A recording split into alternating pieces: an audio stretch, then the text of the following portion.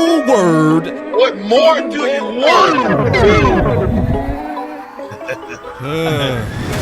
What more? Come on, Cowboy Nation. Man.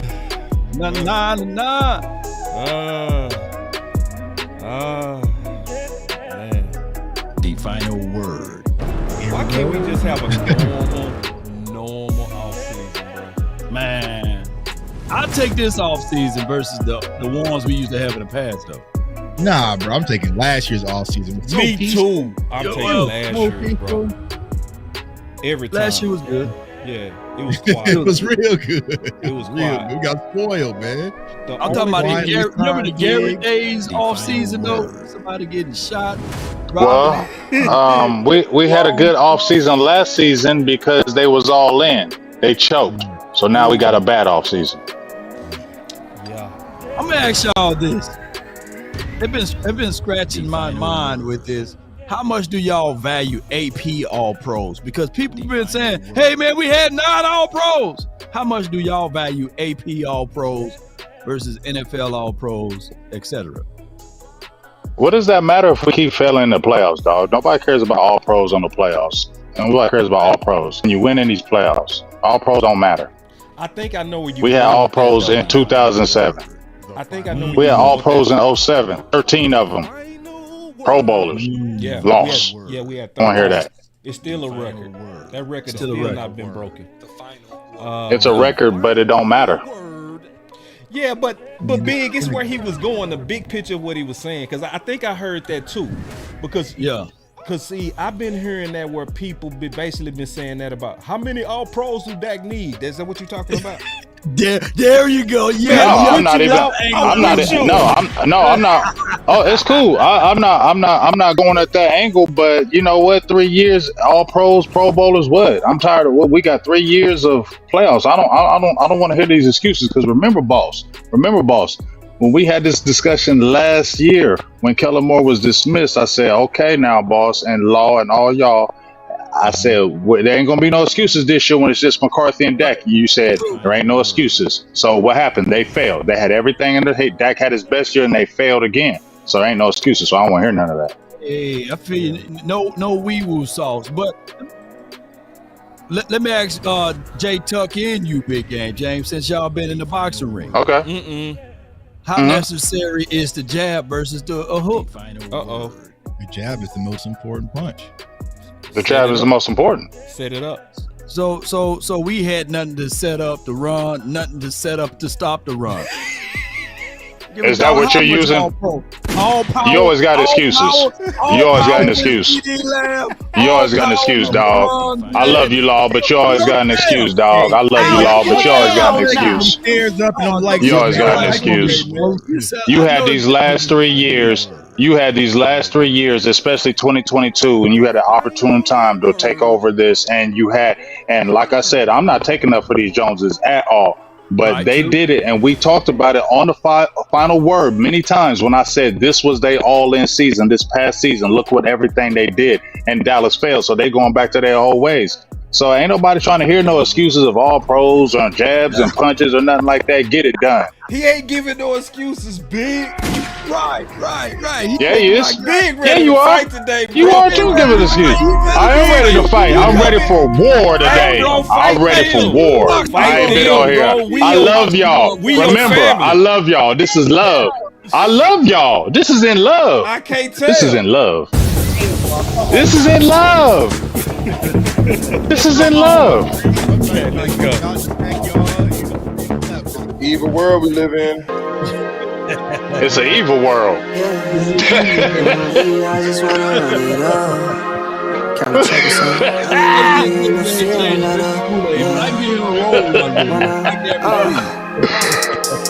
I've been really in the field, let her rush, I love the feel. Lately, I just wanna run it up. Sometimes you just want to run it up. Have to take it to a meal. Lately, I just wanna run it up. Yeah. Kinda check the song. Lately, I just wanna run it up. Count that too, count it up, count it up. Lately, I just wanna run it up. Need them ones, I need them fives, need them tens, I need that change. To the safe, got blues inside. Greens and pinks, it's all the same. I still save and roll my change. Take some losses when I play. Charge it to the game.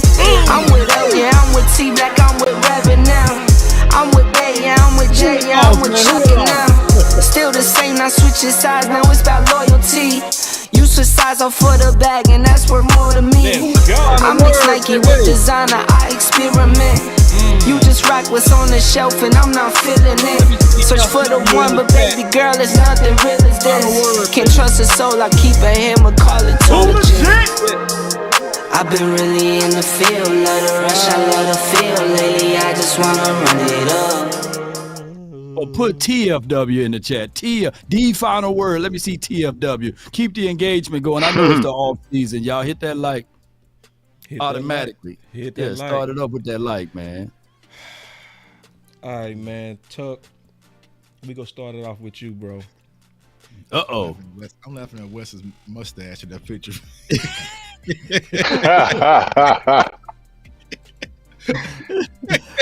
Like Pablo. Man, that look like Wes. What you talking about, man? That hurt my feelings, bro. I might have do that myself. Clean. No, he clean. No, he clean. Yeah, man. Enrique. Oh, no. Suave, Rico, Suave. West Coast Suave. Yeah, man. All right, so I just let him know.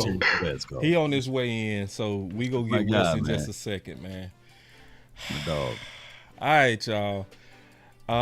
Let's see. Let's start with Dak. Because my question is this. All right. And this is the perfect place to ask this question, okay?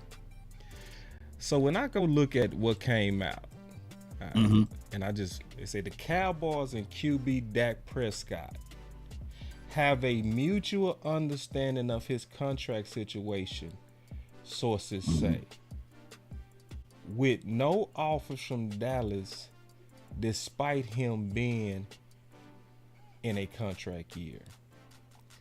Owner Jerry Jones said, we are where we are, locked and loaded for this year. No indication a deal is coming. So, what's your thoughts on that, Law? Well, there's no sense of urgency. You know, I'm already with the belief that it's time for Dak Prescott to go. And I know I haven't talked to you guys in a minute with this, but here's where I came up with this conclusion, because they ultimately don't want him here. If they wanted him here, they would have did this deal, particularly in January, February, and they would have been able to make sure we get the maximum amount of pieces. What they're doing collectively, when they're saying, and we heard stories leaked out with our girl Jane Slater saying that the extension may not come until August, what they're trying to bet on or hedge their bet on is to make this be one of those battle royales during the Oxnard time. Trey Lance, Cooper Rush, and Dak. That's what I'm seeing. And when they said that there's no applied pressure as far as a mutual agreement that this will be something that they will look at down the line, then what will be the whole point of it all? My thing is, if you're not trying to win it all now, if you're not trying to get the creme de la cremes now, and you let that all dry up, you didn't touch CeeDee Lamb's contract. You didn't try to attempt to touch Terrence Steele contract. And we sitting back here waiting on our hands and watching the days as the world turns. It's not the way we should be looking at this. So I'm looking at it just like it was in 2019. They're looking at it similar. They're going to hold Dak Prescott feet to the fire and bet against him. And when I saw a teary-eyed Dak Prescott father saying that they betted against my son, I think that that's the same thing. They are still betting against his son. So that's why they're waiting till August. They're waiting for this showdown to be in training camp. And Big, I'm so sorry. We always start with you, big dog. No, not a problem. Not a problem at all. Can you do me one favor? Well, Could I'm gonna you just take your camera down just a little bit. You know I'm a production freak, bro. You already know. Just a little bit. But go ahead. What do you want me to do? Right there. What do you want me to do? Right there. Because I'm trying to get right there. I'm trying to get that lower third. Boom. There you go. Okay. Right there? Yep. Okay, well, this is what I want to say to y'all about Dak Prescott. I did a video earlier today, and I'm gonna go ahead and read this right quick. This is my thoughts of what Stephen Jones and them, maybe more so Stephen Jones about Dak. Maybe I don't know about Jerry, but I definitely feel this about Stephen Jones. This was Scott McClowan, the GM for the Washington Redskins at the time in 2018, when he was talking about Kirk Cousins. And before they were going to sign him, he was balking at signing him. And they didn't. Well, they were going back and forth. And this is what he said about him. And this is what I feel like they feel about Dak. And just my opinion on it. He's a good player. Is he special? I don't see special. Dang. McLaughlin added that when he first tagged Cousins in 2016, Washington was building a roster around him to make him special. While Cousins is talented and he works his tail off, McLaughlin warned that for Cousins to succeed, a team needs to be more than just a signal caller. You need to have more around him because you don't want him throwing the ball 35 to 40 times to win a game. That's what he said about Kirk Cousins when they franchise tagged him. He didn't believe in him, and that's why they didn't sign a multi-year deal, and he went to the Minnesota Vikings, and we saw what happened.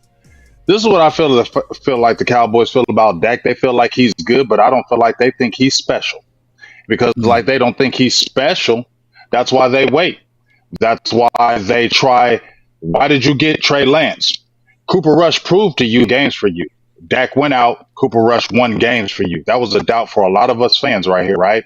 Cooper Rush won games for you. So if Cooper Rush won games for you and Dak Prescott is your guy, why would you go out and get another backup to back up Cooper Rush when Cooper Rush already showed you to win games? Your fourth round picks are very cherished for you. And you went and spent a fourth round pick on somebody who was 23, a high draft pick, had some upside, even though it didn't work at San Francisco, doesn't mean it wouldn't work somewhere else. So while I believe that you picked up this guy to be an expensive backup, you picked up his option, didn't you? So you're picking up his option, which was $5 million for what? To be an expensive backup? I don't believe it. So just like what Law was saying, and I've been saying for the last 3 years when Dak has been there, how they don't believe in him. They were in a quandrum when Dak broke his leg. They didn't have nobody. See, that's the thing. If they had Trey Lance and they knew Trey Lance had something on them right now, they would be even more stouter in these negotiations, in my opinion. But see, they don't know what they have in Trey Lance. That's why they want to wait and see, in my opinion. They may sign the deal. I can shut up. That's fine. But if they wait and this gets into August or something like that, they want to see what Trey Lance looks like so they can even have even a more of a bargaining chip. I'm going to say it on record. They can say all they want that we think the world of Dak. When I always hear Stephen Jones say we think the world of somebody, he gone. So I don't believe what they say. I don't believe what Jerry says because Jerry just be talking now. I don't believe nothing he says. He just talks to get the news. We should already know that by now. I listen to what Stephen Jones says because what Stephen Jones says is truth. Yeah. I will give that about him. He don't lie to you. What he says in the media, it's what he's really saying. He ain't shucking and jiving you. So I listen to what he really says in there. And Dak is working with us. That's fine. If it happens, it happens. I'm not hating. But I'm still going to go with the notion you don't believe in him because I don't see these other organizations putting their franchise quarterbacks to what they put Dak through. So that's my piece. And let me just say this before you go any further. The Washington team, they've been through 15 quarterbacks since they let go Kirk Cousins. And let me just say these names right quick and let me know if it ring a bell to anyone. Alex Smith, Josh Johnson, Colt McCoy, Mark Sanchez, Case Keenum, Dwayne Haskins, Colt McCoy again, Alex Smith, Dwayne Haskins, Cal Allen, Tyler Heineke, Ron Fitzpatrick, Garrett Gilbert, Tyler Heineke, Carson Wentz, Sam Howell, and Jacoby Brissett. So, and now they're finna draft or look for another quarterback. So that's what the outcome of it was since they let go of Kirk Cousins.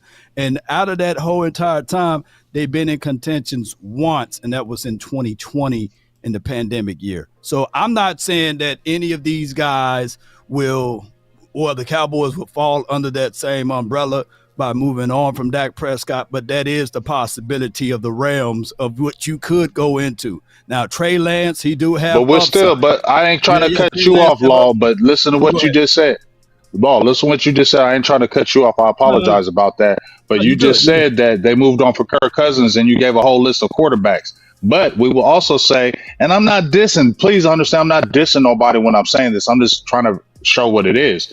Kirk Cousins is left, and they showed all these purgatory, and they haven't did anything. But Kirk Cousins hasn't did nothing in Minnesota either. Yeah, but we could argue that it'd been better than what Washington been doing, correct? Absolutely. But he still ain't did nothing. Yeah. But he still hasn't done anything, and he still has that label of not. Okay. We knew. Okay, I will show you. I will define, because when he was at Washington, we knew he could get numbers. We knew he was a good quarterback, but he hasn't taken his team to the next level. He went to Minnesota with the thought of Minnesota was having the thinking of, you have the potential to take this team to the next level. That has not happened since he's been with the team. Okay. And now he's with the Atlanta Falcons. So when I say nothing, they brought you over to Minnesota to be that guy to take them to the next level. That never happened. Now he is gone. Oh, okay. So I just disagree with that. I get what you're saying. I don't get that at all. Because, see, that's the same narrative that they put on Dak. I don't think it should be on any quarterback to take a whole team to the next level. I think that's the problem. But they put pieces around. Did they not put pieces around him? Yeah, they can put. Did they not put pieces around him in Minnesota? You can put pieces around him, but that don't mean that you take that to the next level. You just do your job. The only thing you're supposed to do as a quarterback is your job. Like all these. Okay, it's your job. So we're gonna say that, but they didn't pay him to just be his job. They didn't pay him to be his job. Your job is to do your job. No, they didn't. They paid him big money. They paid him big money. I don't want to hear that. They didn't pay Kirk Cousins big money to come. They paid him a guaranteed contract. They paid him a guaranteed contract. So you saying every quarterback that break the he got a guaranteed contract. You show me where anybody else left and got a guaranteed contract. It don't matter. He was still the highest paid. Yeah, it do. So what you saying? And what he do in Minnesota? Tell me what he did because he highest paid. You got excuses. Hold on. Excuses. It's false. You got it. It is an excuse. It is an excuse. Teams. No, bro. No. Why did they pick him up? Tell me why they signed him, boss. Why they signed him? You sign a quarterback that you feel like is a franchise quarterback, and you build around him. That's what all smart teams do. Did they sign him to feel like they was taking him to the next level? That team, yes or no, boss? I mean, like that's why I asked you to define next level. Yes or no? I don't know. That's why they picked him, right? Is that why they picked him? Felt like was a franchise quarterback, meaning we trust you to do and was going to help that team take the next level. That team to go to the next level because they were putting pieces around him. I never will ever ask a quarterback to take a whole team to a level. I'm gonna pay him to do his job as quarterback. So big. So to answer your whole question, let's take Kirk Cousins and toss him to the side real quick. What is the difference between Matt Stafford in Detroit versus Matt Stafford, who won the Super Bowl? They traded for him because they thought he could take them to the next level. What happened? I'm saying from a player perspective, it was the same player, but wouldn't you agree that the LA Rams just put more talent around Matt Stafford? Yeah, they definitely put. But can we agree? Now, let me ask you this, Tuck. Do you honestly think, looking at Matthew Stafford and Kirk Cousins, who do you think is honestly the better quarterback? Matt Stafford. But looking at Kirk Cousins and Dak Prescott is the better quarterback. But let's say this though, Tuck, because Matthew Stafford was with the Lions. That was not a good team. You finally put him with a good team, and he already had that elite talent. What happened? But he wasn't winning any playoff games in Detroit. So you take a Detroit was not a good team. Detroit was not a good team. Detroit did not have the talent that Minnesota had. Come on, don't do that. Kirk Cousins is not like Matthew Stafford. You're trying to trick me, and you can't do it. I'm not saying you, Tuck, but boss. But I'll argue with y'all. No, I will. No, I'm not. First of all, Matthew Stafford. Hold up. Matthew Stafford, where was he drafted? First round, right? Tell me. First overall. First round, he was a top 5 pick. Right. Yeah. What was Kirk Cousins? fourth round, something like that. Something like that. Right. Okay, so you had Matthew Stafford with the Detroit Lions, and you drafted an elite quarterback. That team was not good.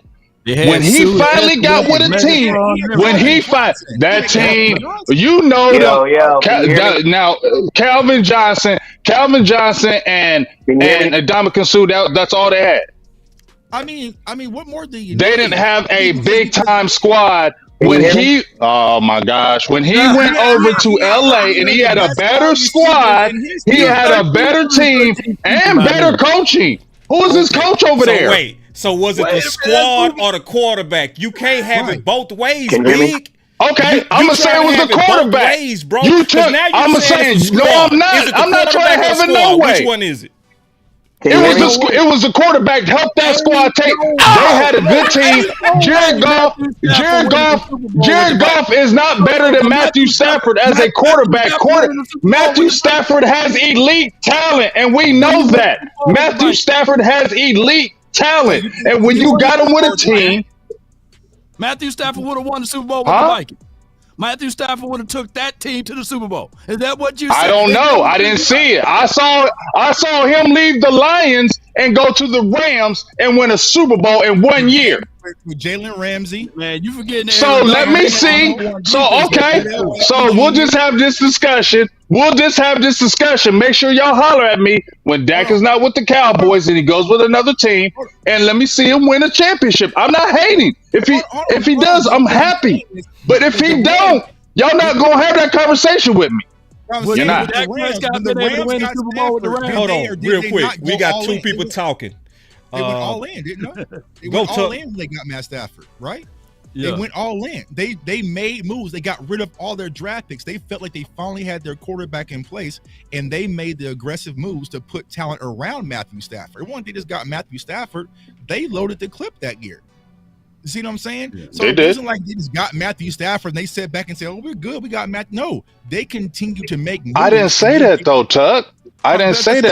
Minnesota, even when they got Kirk Cousins, they still tried to get players around him, and he wasn't able to do it. He wasn't able to help. We saw him in the playoffs, right? And you can't tell me you ain't saw Kirk Cousins be choking. Don't say y'all ain't say it, so now y'all trying to act like he don't be choking. Right, he does. But I'm not comparing Dak in the same level as Kirk Cousins. You're talking about the MVP runner-up. And that's the thing, right? I get it. That's the thing. He's the MVP. Say that one more time. You know what I'm saying? It wasn't like he was top 15. Like the MVP runner-up, and we lost in the playoffs. But you can't just pin all. You cannot sit there and say that. I'm not pinning it all on Dak. Yes, you are. Did he play great? Did Dak play great? He played okay. Who played great that game? Who played great versus Green Bay? He did enough. That's what he did. He definitely did enough. I mean, we scored 30 points. Right. Boss, I asked you, was there going to be any excuses, and you're giving them? Them ain't excuses, man. Listen, we're not gonna do all that just wordplay and throwing out insults and because we've never done that bullshit. I'm not throwing insults to you, my dog. Don't do that. I'm not throwing insults. We did a show last year, and you said, Kelly. No, you said we did a show last year. You said we did a show last year when I said, when you said get rid of Kellen Moore and let's roll with Dak and Mike McCarthy and let's see what happens. And I said, okay, there's not going to be any excuses for next year then. And you said, okay. So Dak had a MVP type year. I wasn't going against Dak, but we got into the playoffs. That was our prime time to win it. I'm not saying Dan Quinn didn't do goofy stuff. I didn't say the defense didn't give it up, but Dak didn't play the greatest. And at the end of the day, this is the third year of having a good team, and the team has failed. So what I'm saying is, when I read that quote from that guy, that's what I feel like the Cowboys think about Dak, and that's one of the reasons why I feel like they hold off on him because there was opportune times. Real stupid if they believe that's fine. Because I'm not saying they ain't stupid. Because it's very dumb to say the runner-up MVP, which was the most. I got you, Wes. We can hear you. All right, so to say the runner-up MVP gotta prove something else, and the MVP that was the runner-up had better numbers than the overall MVP. Like, why in the world would Jerry Nim not believe in that? I think that is crazy. Like, I can see people say I want Dak to get better, sure. Because they lost in the playoffs, and why would that's because boss, people as an blame owner? the quarterback, which is Right. okay. And it's the same thing I said to Sean. Sean and not to Sean. I retweeted. Are you hearing me? What I'm saying? What the ownership would think about Dak, though? Yeah, I heard what you're saying, but then why Yeah, I didn't they don't do think that with that's crazy. Romo? Because see, if that's the thing I keep hearing. Hold on, Big. Because Big. you just said Romo was his son. No, hold on, no. I never said that. Okay. Now this is the deal. This is the thing. How can Jerry all of a sudden have a standard of you got to get to a Super Bowl or NFC Championship to get paid when Romo got paid without that? And the real reason Romo got paid because he actually signed a bad deal. He had a 6-year contract. So I don't believe for a second that Jerry got these super standards to where he can look at an MVP runner up and be like, I want more. It's like, man, you saying Jerry though? Do you don't think Steven has the voice in this? No, he got a voice in this, and I sure know he ain't stupid like that. Like, how you gonna have the second best player voted by most people in the whole league, but then doubt him? That is dumb as fuck. And if we we don't deserve Dak. That is too stupid. Okay, let him go. But what I'm saying is, let that go. Then tell me why they got Trey Lance. Because they want leverage for the deal. If Dak says today, you know what, I'll take a 6-year deal, he's a Dallas Cowboy. He gets signed today. That's the thing. They're trying to use Trey Lance as leverage. And I remember me and Boss did this show last year. I know that. Stephen Jones spoke about Trey Lance's contract. We already knew what it was. But here's the problem. Dak applied pressure by playing with the MVP caliber level. And so now the Cowboys are back to being in the corner because if you don't believe in Dak, you believe he's Kirk Cousins, then try to find a trade partner and get some value in return. But here's the problem. The Cowboys don't want to marry Dak, but they don't want nobody else to have him. So they're kind of stuck because if they let him go, agree. I love that. And he pulls a Matt Stafford, then they're gonna be like, that's their biggest fear right now. So I think they believe in Dak. That's what I'm talking about, Tuck. They want to win the deal. They want to win this deal. And that's what it was. And Dak Prescott has all the leverage. And for billionaire owners, they don't like being backed against the wall. Yep. They don't like that. They don't like that. They lost the first time, and they feel like, you know what, we're going to spin the block, and we're not going to lose this time for negotiations. They're not even focused on football. We got Wes in the building. I ain't gonna lie, I agree with that. Wes, go. Hey, can you see my face? I'm going to put you in there. Oh, okay. What's up, everybody? It's your boy, West Coast, man. I appreciate y'all for having me on the show, man. Hey, man, y'all been having some great back and forth, really, really good back and forth. I ain't gonna lie, I agree with both of you guys on certain points. I think I agree with Jay Tuck on the point of the fact that the Dallas Cowboys definitely, the Dallas Cowboys want Dak Prescott, but, it's definitely a degree of them wanting him and not necessarily want other people to want him too. But we also got to remember that, the Cowboys could, just because they didn't get a deal done today doesn't mean they don't get a deal done throughout the season. You know what I'm saying? And to keep it real, I would not be surprised if the Cowboys, if they do get a deal done, I would not be surprised if it's like 2 days before training camp. Because this is the thing. If you're Dak Prescott and the Cowboys just agreed that they're not going to give you a deal, then guess what? You don't have a quarterback come training camp. Because I'm not going to be at training camp throwing footballs. I'm not doing that, bro. I have $659 million, and I'm going to keep it 100 with you. If I'm the Dallas Cowboys and I have Dak Prescott on a 1-year deal for $59 million, someone divide that by 17. That's how much he's going to make in 2024 per game. What's up with you, son? That's what he's going to make per game. So my thing is this. I'm not paying Dak Prescott to practice at training camp. Why? Because, bruh, the grass at training camp may not be even. And guess what? He may slip, fall, and now I have $59 million out the drain. Because you guys got to remember, the last time Dak Prescott played on a 1-year deal, he did not make it through that deal. He didn't even make it through that season. He made it through, 5 games, 4.5 games, and he messed up his leg. You would think the Cowboys would have learned from that situation, especially from this player.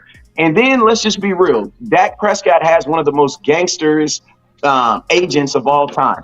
If I'm Dak Prescott, and I'm just saying this right now, and I'm not suggesting this, but if I'm Dak Prescott, right, and this team is 2-4, we start off slow.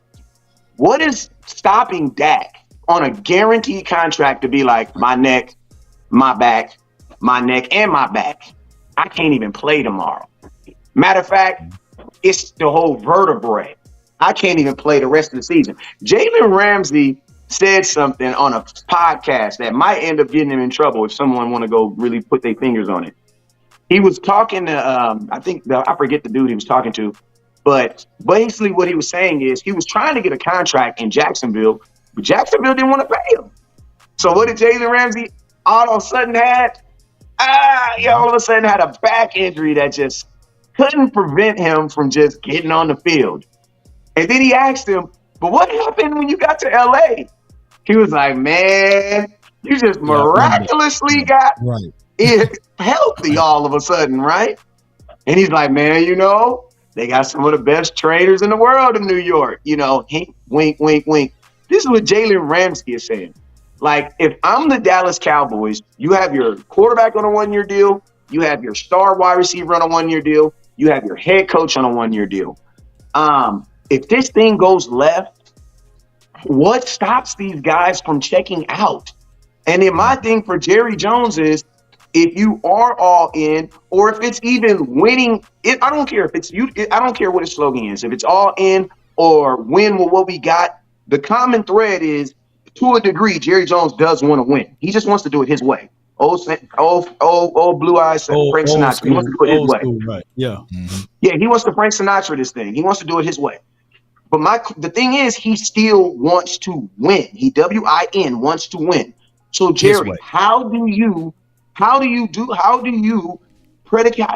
make sure that you still get your ultimate goal, and that is to win under these confines? Like, I don't know what the hell's going to happen in 2025, but I am very, very curious about 2024 because, man, like, Dak still has so much leverage over this team.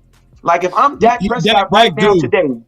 Well, Dak do not want to get off the field, though. Basically, I give it what you're saying, but he's wired differently. Every chance and opportunity Dak Prescott ever got to perform, even in college, or even I believe I heard a story, even in high school, was due to the starting quarterback going down. So that's his battle cry. I remember vividly out there in 2021, meat falling from the bone from his shoulder. And they were saying, hey, man, we got to load manage you. We got to pull you up off the field. Yeah. He said, I didn't ask for a goddamn thing to be pulled off. I'm going to stay right here. Facts, and we were like, no, that's Cajun Dak. And Law Nation, Hold on, Wes. Let him finish. Go ahead. No. I'm just going to say that Dak is still going to throw that ball, even if it's advised for him not to. And that was the stipulation, even when his bone was all broken and bruised, even that following year. So I would say this. I think that Dak Prescott, he's going to go against that part, and he's going to always get out there on the field. And then when the season kick off, one of his other impediments that he do is that he don't negotiate contracts during the season. That's one of the things that he block off. So that's why James Slater said, I believe that this contract will get done by August. Now, give or take how you think about James Slater. But here's another in-house tool. Trey Lance is signed with CAA, which is the umbrella that even Todd Francis worked under. It's like these boys is in the same cubicle. I'm quite sure that they already worked out some type of detailings of a deal as it relates to that agency. That CAA is a big dog agency because the Todd Francis also represent what's that big boy down there in Buffalo land? Oh, Josh Allen. And he represent also what's that guy named Pat Mahomes and Dak Prescott. So he got all of the creme de la creme type of quarterbacks that he represent, or his umbrella, the CAA represent. So I'm quite sure it won't be no cheap handouts. That's why Dak Prescott refused to give that cheap hometown discount, because of what the agency is able to do with others. Check this out. Now, can I give it real quick, Wes? I'm gonna come back to you. Give me 1 second. I want to just kind of spin everybody to something real quick. Hold on real quick, man. Hold on. Wait. See, my boy CFT always be doing the Lord's work. He don't miss nothing. Let me just pause real quick. Because CFT, right, my boy said right 300 people in here and only 100 likes. That's why CFT is the dude. Don't miss. He don't miss. That motherfucker don't miss, man. He's good. In the heat of battle, he don't miss. No. He don't miss nothing. He don't miss. Yeah, man. Appreciate that, CFT. Now, all right, I just want to say something real quick, and I'm going to go around the whole circle, so let's share. All right. So when I read this and I see that a mutual understanding of his contract, sources say they have a mutual understanding with no offers. So my question is this: which story is true? What Ian said or this? No, the cap number, it's so overblown in a given moment, because you have to look at a cap of what the situation is going to look like, not only this year but next year. When you have to, if you have to franchise because you're having a tough negotiation, not unlike we had with Dak 3 years ago. You've got to be able to account for all things. But no, I feel like we're able to cut and shoot. Dak's been willing to work with us. We've had great discussions about shoot. Dak's been willing to work with us. We've had great discussions. Dak's been willing to work with us. We've had great Dak's been willing to work with us. We've had great discussions about him and his contract. And he's all in on working with us, and we've had personal discussions with Dak as well. So, other than that, that's all we'll say about our negotiations with him. We want to keep those private and. Won't get into timelines or anything like that, but certainly a priority of ours. So let me start with you, Tuck. What's going on with that, bro? Like, come on now. We see it. Stop the cap. Right. Go ahead. Somebody cap it, bro. Who cap it? Yeah. And so I remember when we spoke about this when we had Landlord on, and the reason why I kind of leaned towards they were having discussions because they was having all the other situations going on with Dak. So I feel like that may have been an opportunity for them to speak, right? Because he's using the Cowboys lawyer. Yeah. But it just doesn't sound Dak. Like I don't see Dak having personal conversations about contracts directly with the Joneses. Just like you said, Law, he has the, the creme de la creme of agents. He's going to give that to Todd Fran. So I just don't see that working, that Dak was sitting up there keying with the Joneses talking about negotiations and contracts. So, maybe he spoke about it in jest or something, but I don't think there's been anything serious. So I would lean more towards Ian Rappaport's, report, because for Dak's standpoint, there is no negotiations. It's either that you meet my demands or I'll walk next year, bro. Like it's just that simple. And here's the reason why. Is because of the little childish things that the Cowboys have done to Dak Prescott. He owes them zero favors. You know what I'm saying? Y'all went and got Trey Lance and try to use that as pressure on me. Well, congratulations. I played at MVP caliber level. You know what I'm saying? So he's backed them into a corner where it's like, you're going to have to make a decision. And I think that's the biggest problem with all of this, and the frustration for Cowboys fans is, if you don't want Dak, let's try to move on and get something back in return versus letting him walk. Because this will not be a Lamar Jackson situation where Dak's a free agent, but no team is interested in signing him and he returns back. That's not going to happen with Dak Prescott. So you're going to have to go out there and just get the deal done. And me personally, if we wait till August and get the deal done, okay, that's cool. We get Dak back, but that does us no good because all the free agents are already picked over, bro. Like, we needed this money about a week ago. You know what I'm saying? Like, so that's my frustration about waiting. You know what I'm saying? Like, why are we waiting until camp to get the deal done? And then we're going to have extra money to do what? Go get some bargain basement free agents? I'm just not a fan of how the Cowboys have acted this offseason, and the treatment of Dak Prescott is unfair, and it's putting this team in a bad situation because they're sitting back saying, we couldn't get Jonathan Hankins. We couldn't afford it. We couldn't get Tyron Smith back. We couldn't afford it. They're pinning all of that. We can afford it on Dak Prescott when we know clearly they could have. Big, what's going on, man? Which side? What's going on? I mean, I'm agreeing with Tuck. I'm agreeing with what he said about, like I said, if this is your franchise guy, you're always trying to win the negotiation, right? But this has been disrespect to your franchise quarterback the whole time. So that's why I keep on saying he ain't your franchise like y'all say he is. Because if y'all say he is, Y'all wouldn't put your franchise through. You mentioned yourself, boss. They didn't put Romo through this. No. They didn't put Romo through this. Yeah. And yes, he signed the deal that they wanted, but why is Dak not signing that deal? So here's my thing. The agent that he got, just like Wes said, and we've been talking about on Burgers and Blitzes, that agent, right, that he had, Todd France, ain't no joke. Yeah. He don't play no games. He's there for murder. He's the top deal for his client, and he ain't playing around with y'all. Why did Dak drop his agency right before he was about to sign the deal and picked him up? That telling you Dak don't trust y'all. Okay? Yep. Dak don't trust y'all. And then you see everything that was put in back. So why are y'all people trying to tell me the Joneses believe Dak when Dak went away or had his agent put this in there? No trade clause. You ain't gonna do this to me. You ain't gonna do this to me because I know you are. I know you are gonna try to do this to me. Yeah. You made me wait for everybody got their deal before me. Now when my deal is up, you didn't even sign me. You franchised me. I broke my leg. I got $31 million. And guess what? We couldn't spend no money in no free agencies in. Why? Because you spent all that money for 1 year for somebody and you can't really get what you wanted, right? So now, just like Tuck said, now you're being hostage and they're going to put it on Dak. Well, we tried to get Tyron Smith. We loved you. You're the greatest thing we ever had. But you know what? We got to sign Dak. So we can't just sit there. You're going to have to wait. So it's just like, bro, if you really believing in your quarterback, it's all about the deal.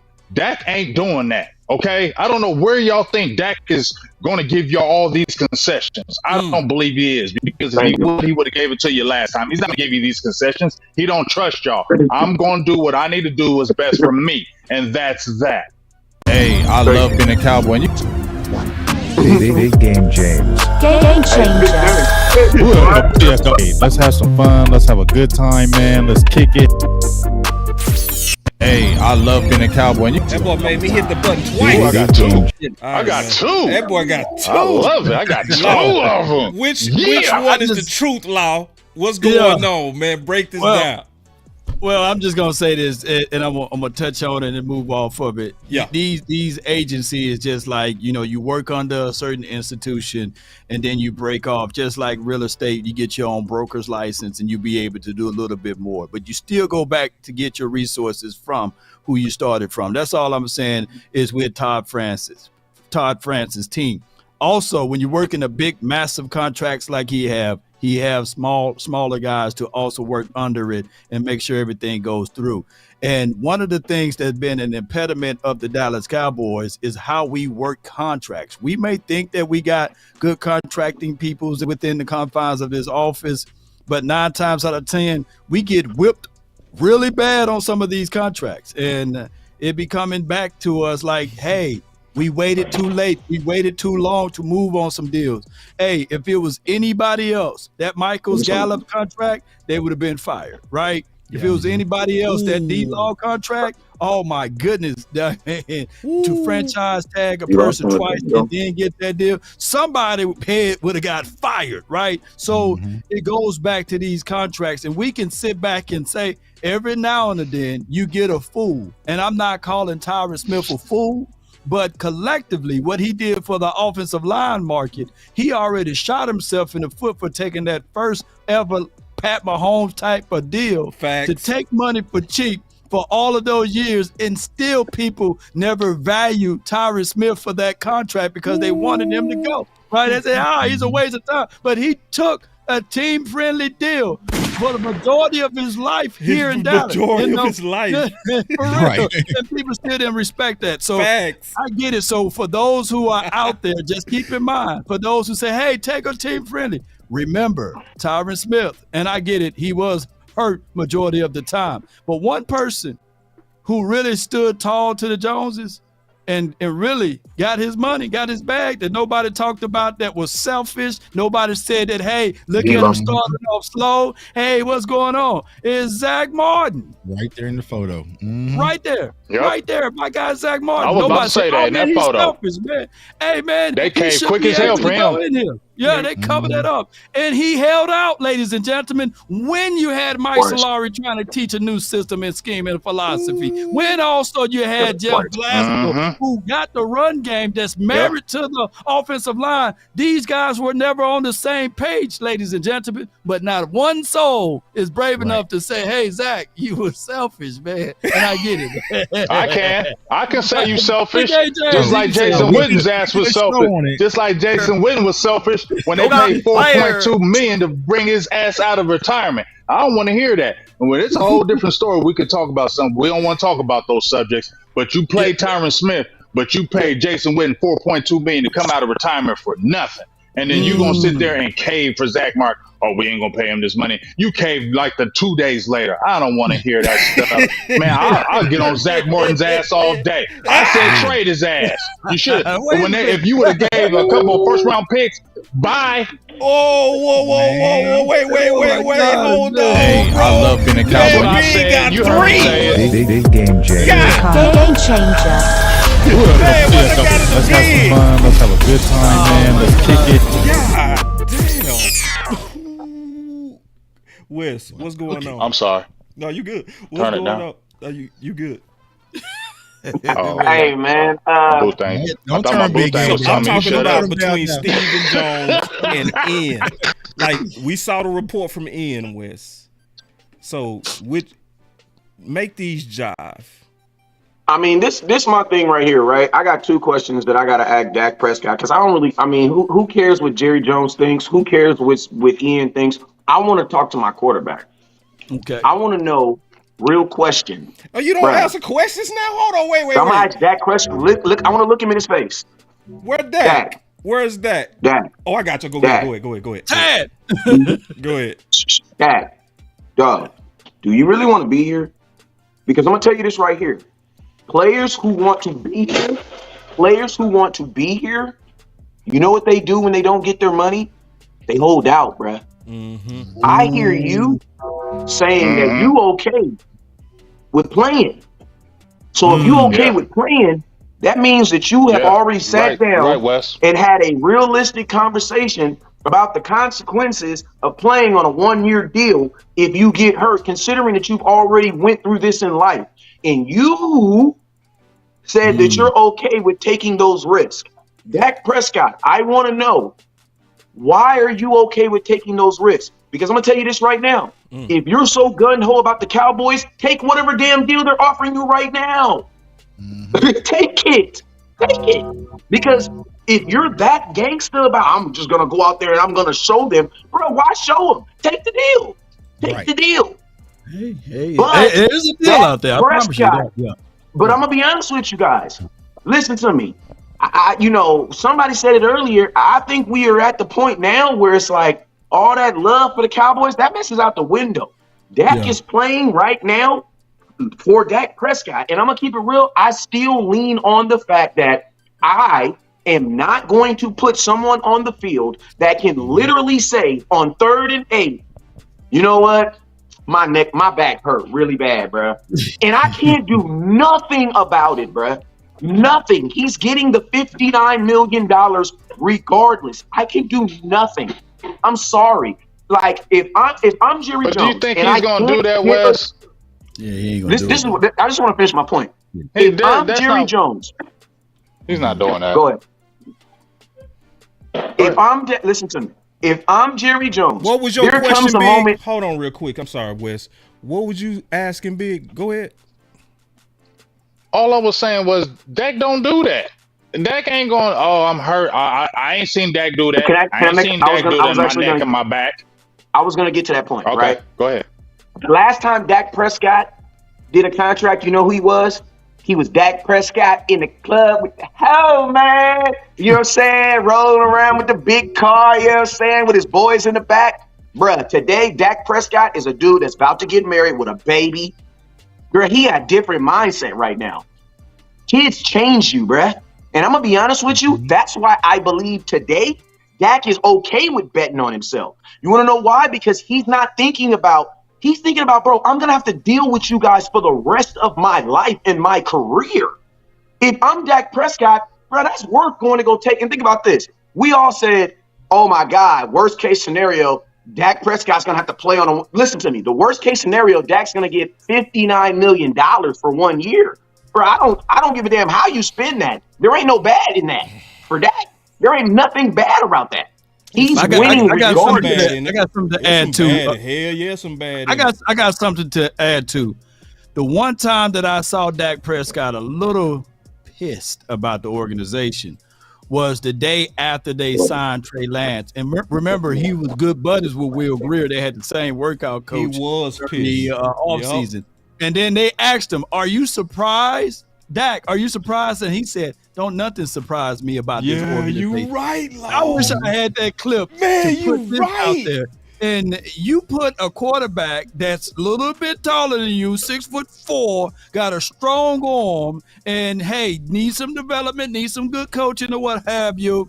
And then you slap number 15 on him because that was his number that he had in college. And now you're sitting back here looking like, oh, I got to make sure that I don't miss any days. Oh, I got to be on my P's and Q's. So yeah, man, Dak Prescott is that dude, Wes, that also say pressure is a privilege. And I don't think that he's going to walk back his words, even when time. He talks a real good game before the games. And I'm not beating up my guy, my Cajun warrior, Dak Prescott. Yeah, but remember you just telling the truth. Before we played the doggone 49ers, he said, yeah, Put honey all over me. I want the man to come get me. And I was like, wait a minute, Dak, hold on. But here's from a fan standpoint, I think that's a great way to think. But I will say like this. Dak Prescott did not hire Todd Francis so that he can be alone in these tough decisions. Right, listen to me. You hire a dog for a fight. There's a reason why he has Todd Francis. And I'm going to tell you this right here. Me and Boss Cowboy said this 2 years ago. It didn't matter what this deal was about. The Dallas Cowboys were not going to do another deal with Todd Francis. There's a reason why. I'll be honest with you. Think about this. Go look at Derrick Henry's agent. Who's Derrick Henry's agent? Who's representing him right now? They didn't even call Derrick Henry. Same person. They didn't even call Derrick Henry. You want to know why? Because they're like, bruh, if Derrick Henry is represented by Todd Francis, we already know what he's about. No reason to call him. We don't want to deal with him. CAA Sports. And I'm gonna tell you, this is the last thing I'm gonna say on Dak. If Dak does play on a 1 year deal for $59 million, listen to me, man. We're not getting that. Bro, if you don't take that risk to go back and sign with the Dallas Cowboys. Don't buy 4 jerseys in 2024. That's all I'm gonna say. You do not take that risk to then go back to what can the Dallas Cowboys sign him and give him to thank him for playing on a 1 year deal? And think about this. What if he wins a Super Bowl? What if he actually wins? This is one of those things where Frank Lucas said, man, your success is going to take a shot at you. Because if Dak wins a Super Bowl on a 1 year deal, win $59 million, then guess what? The lowest you can pay him is what? 65. It's going to have to be 65. Well, here's what I'll say, where I kind of agree with Wes, right? Dak ain't winning no Super Bowl here. But the one way that Dak Prescott can lose this deal is go out there and get hurt. So what I slightly agree with Wes. Do I think that Dak will be like, I'm not playing today? No, he's always going to be out there. But you might see the case where it's 4th and 10. He might not put his nose down and run and try to get those extra yards like he would if he had a guaranteed contract, because what's always going to be back in the back of his mind is 2020. You know what I'm saying? So for me as a Cowboys fan, it's like I don't want that dark cloud over Dak's shoulders while he's out there playing, because he's going to be out there trying to prove himself, like those different types of things. Yeah. And the one thing I guarantee that Todd Francis is saying, like, okay, we're going to gamble. The only way you can lose, the only way, even if you throw 25 interceptions, Dak, you still going to be good. But if you go out there and you get hurt, you know what I'm saying, you're going to lose. You know what I'm saying? So that's the one thing I kind of agree with Wes is I don't think he's going to miss on purpose, but there's going to be that thought in the back of his mind, like, I could have jumped over a pile and kind of did like I did versus Philly, but not today. Not on this 1 year deal. We can't risk it. So I'm going to slide and we're going to punt. You know what I'm J saying? Tuck, you know what it is, J Tuck? Hold on, wait. Y'all getting crazy. You got a lot of preachers. You got a lot of preachers in here. Y'all going crazy, man. Hey, because think about this. Hold on, wait. All right, because I love you, Law. What up? Amp love you too.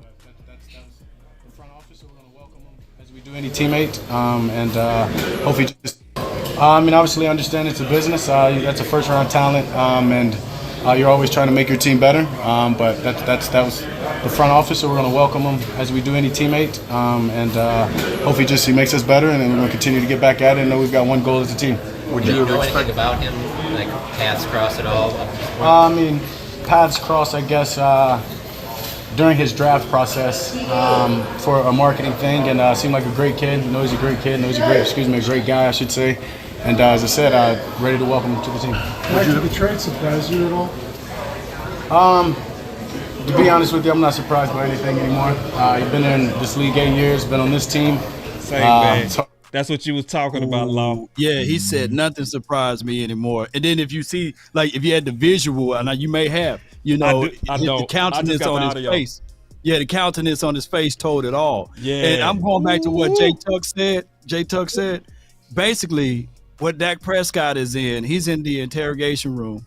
And the lawyer is on the phone with him saying, "Don't you say a word." Yes. Don't you say a word. And everybody want him to talk. Like, nah, don't you say a word. Because I know all of y'all, and y'all in that room, and you paying some good money for your lawyer. You going to be sitting there like this. Exactly. Mm-hmm. Hey, okay, wait. I got to jump in, man. Everybody said they piece. Hey, but listen to, but think about this, fellas. Wes. Everybody said they piece. And I got you, Wes. Hey, boss, can I ask you a question? I'm going to feed you in here, Wes. Let me finish my part. I promise you I got you. I promise you. Man. So this is what I think is going on with this Stephen Jones versus Ian report. I think it's a little bit of what, and I'm just kind of this is a theory. Very clear theory. I believe that on this one, hey, Wes, can you pause yourself? I'm repeating my thoughts, so I'm gonna forget them right. It's okay. Yeah, we can hear you. So, real quick. So, I think it's what Tuck was saying that first time when Stephen Jones came out, they was actually in talks with the lawyer because of the icky stuff that's going on. Yeah. So in my personal belief, I believe that they was kind of in talks during that period, and Steve and them felt because they had a conversation that, okay, we go use that and put pressure on him in the public. Oh, we having conversations. Oh, it's going good. He said he go work with us. You know what I'm saying? But then Dak is smart. So likely what Dak did is say, all right, we talked about this icky stuff. All right, my attorney, my agent represents me again. Hence, we're back here. Right. You know what I'm saying? Back to business. To where we see, because Dak knows, and Law, me and you know this for a fact. Dak's dad told me and Law, I taught my son to let his representatives do their job. Yup. He said, yeah, I taught him well. Don't get too close to him, didn't he, Law? Yeah. Right. So I think when you add it all up, hey, Wes, I can hear you, big dog. Can you mute yourself? It's all good. Everybody can hear you. So basically, go ahead, Wes. Yeah, you good. Man, my bad.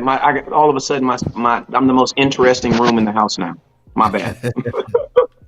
I got 3 kids. Nobody wanted to hang out with me. All of a sudden, I'm joined live, and now everybody wants to come in the room. Stop. Leave it alone. Just leave it alone. What I was saying is this, man.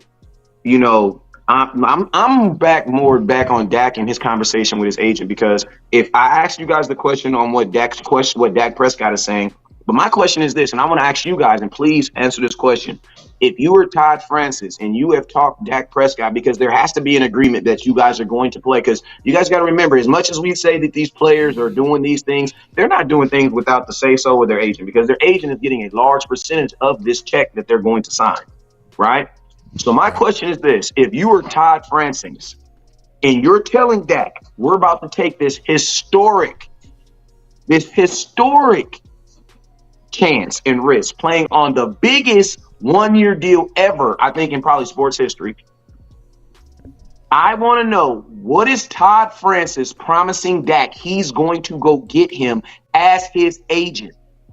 Because, bruh, if you go do this and you play all 17 games and you walk off that field, playoff game or not, and you walk off that field a healthy man, Todd Francis, what is he promising you? And I'm telling you right now, it is something outside of what the Dallas Cowboy realm is. It cannot be. Because think about this. You can't even agree on a deal right now where it fundamentally helps your team. The Dallas Cowboys are willing. Think about this. It ain't even really about money. Because if it was about money, the Cowboys would yield and just give the contract. Because once you give the contract, it frees up the money. This is not about money. This is some Game of Thrones. I just want it my way. And that's what it is. And I'm gonna be honest with you guys. The Dallas Cowboys, I think we've seen a regime change as far as Jerry Jones and Stephen Jones. Because Jerry Jones is a guy who put championships in this building, in our building. Stephen Jones, he was not a real executive when we was winning those championships. You know what I'm saying? This is the era of Stephen Jones that we are living in right now. And to be honest with you, there's moments where we are literally grabbing on screens. So that's why me right now, if I'm Jerry Jones, I think Big Game James, I was listening to you when I was pulling up to my car, when I was pulling up here, and I got to agree with you, brother. If the Cowboys have legitimately checked out with Dak, start Trey Lance, bruh. It don't make no sense. Why would you let him go run it up on you, knowing that you're not going to get anything from you? That makes no sense. You might as well start Trey Lance. You have no. And listen to me. I do not agree with Trey Lance. I don't agree with it. I don't agree. Listen to me. I don't agree with this. I'm just speaking from business standpoints. I'm not going to let someone like Dak go get this ridiculous contract on. Think about this. Man, unless he wins me this is think sad about this, that boss. we even having. Boss, ain't no this. way you just said what you said. If Dak doesn't win me a Super Bowl, I paid him $59 million for nothing anyway. If he doesn't win me a Super Bowl this year, if he doesn't win you a Super Bowl, you paid him $59 million for nothing. So I'm saying from a business standpoint, if you have legitimately checked out with Dak, move on. Don't try to stay with him because of the kids. That don't ever work. But the problem is with all this, this is the Cowboys' fault. It's not Dak's fault. Right. Y'all franchise. It's not. They should have signed him in 2014. Go, Tuck. Please. Yeah, I'm saying. So this is the Cowboys' fault. It's not Dak's fault. They should have signed him before Carson Wentz and Jared Goff, and then maybe look how many times Carson Wentz has been from team to team, right? The Cowboys, they kicked this money back. They kept playing with Dak Prescott, and not only did they play with Dak Prescott, they tagged him twice. They made him go to the negotiations after the injury. Even now, what did? They got petty and brought in Trey Lance. So from Dak's Prescott's standpoint, like you're saying, Wes, the reason why it's not just about money, it's about principle with Dak, because y'all keep playing with my name every damn time y'all get an opportunity. You know what I'm saying? So I'm not doing you no favors, because there's no incentive for Dak to do so. You know, you take away his wide receivers and Amari Cooper and make him go out there and play with, a bunch of, randoms at wide receiver. And now you're smearing campaigns on the radio. You're doing everything is always something when it comes to Dak Prescott versus just showing support, saying this is our quarterback. Pat Mahomes didn't go through none of this. Justin Herbert didn't go through none of this. Josh Allen. That's what I said, though. That's what I said, though, Tug. I've been saying that though, Tuck. I said I'm vilified for saying that. They don't believe in him. So you're saying all this, Tuck. You're saying all this, and it goes back to what I was saying. And so that's what and listen, this is the reason they're looking at. I said when they're talking about, we was all in this year. No, look at last year. They were all in last year, in my opinion. They signed Malik Hooker. They signed Donovan Wilson. They signed Terrence Steele, Trevin Diggs. Went and traded for 2 players, which they never trade picks for. They got rid of Kellen Moore. They drafted defensive tackle in the first round in over 20 years. When they were down on offensive linemen, they picked up La'el Collins. They did pick up Rashard Evans. They were, in my opinion, were doing all this to say, okay, Mike, let's see. Okay, Dak, let's see. And I told you this, boss. I told you this, Law, that they were doing this. And they did this all year. Okay, we're going to sit back and we're going to let you do it your way. And guess what? When they felt like, okay, you failed, so you know what? We're going to do it this way now. We're going to go back to our way now. We stepped out and we did this for y'all and it failed. So we're going to go back to our side. Now, y'all keep on telling me they believe in him when Tuck just gave me 72 reasons why they don't believe in him. Okay? So, let me say this in closing. No, they believe in the good old boys, and Dak ain't a good old boy to them, that's too. What it is. That's what it is, Big. It's not they don't believe in Dak's not a good old boy to them. Player. He's not the happy hour guy. You know what I'm saying? Listen, there's no more good old players. Say that one more time. He's not the happy hour guy, and that's what they don't like. And we all been in corporate America where we're the hard workers. We're putting up the numbers. We're the producer. We're the top in the region, but we not going to the happy hours. We're not going to the golf course with these people, chucking up with the managers, and we sit back and see so-and-so from accounting get the promotion over us. That's when it comes to Dak Prescott. It's not about talent. The Cowboys are smart enough to know we are a better team with Dak Prescott, but he's not our guy. We have no control. And the Cowboys like control, whether it's over their players, whether it's over their coaching staff, whether it's over their media. And when them strings aren't bad, they will flip out and they want to have control. They don't have control. Can I ask you this though, Tuck? You don't think those last 3 playoff appearances are in their head too? You don't think them last, and I'm not saying it's all on Dak. I'm saying from their in their heads. Those last 3 you have good teams. And man, whatever, dog. I heard Stephen Jones saying that meeting when he was like, we need to get players in here that can get us over the hump. Now, well, I don't believe them last 3. I want. I know that's cool. Hey, we all do that. But I'm just saying. With that, Big, they was about to welcome Dan Quinn back with open arms, and he was the biggest. You know what I'm saying? Yeah, that's what I'm saying. It's contradictions. Like it's contradictions. It's like how is it contradictions? I'm finna explain, Big. I'm finna explain why I see it different. And this is not at you. This is not at you, by the way.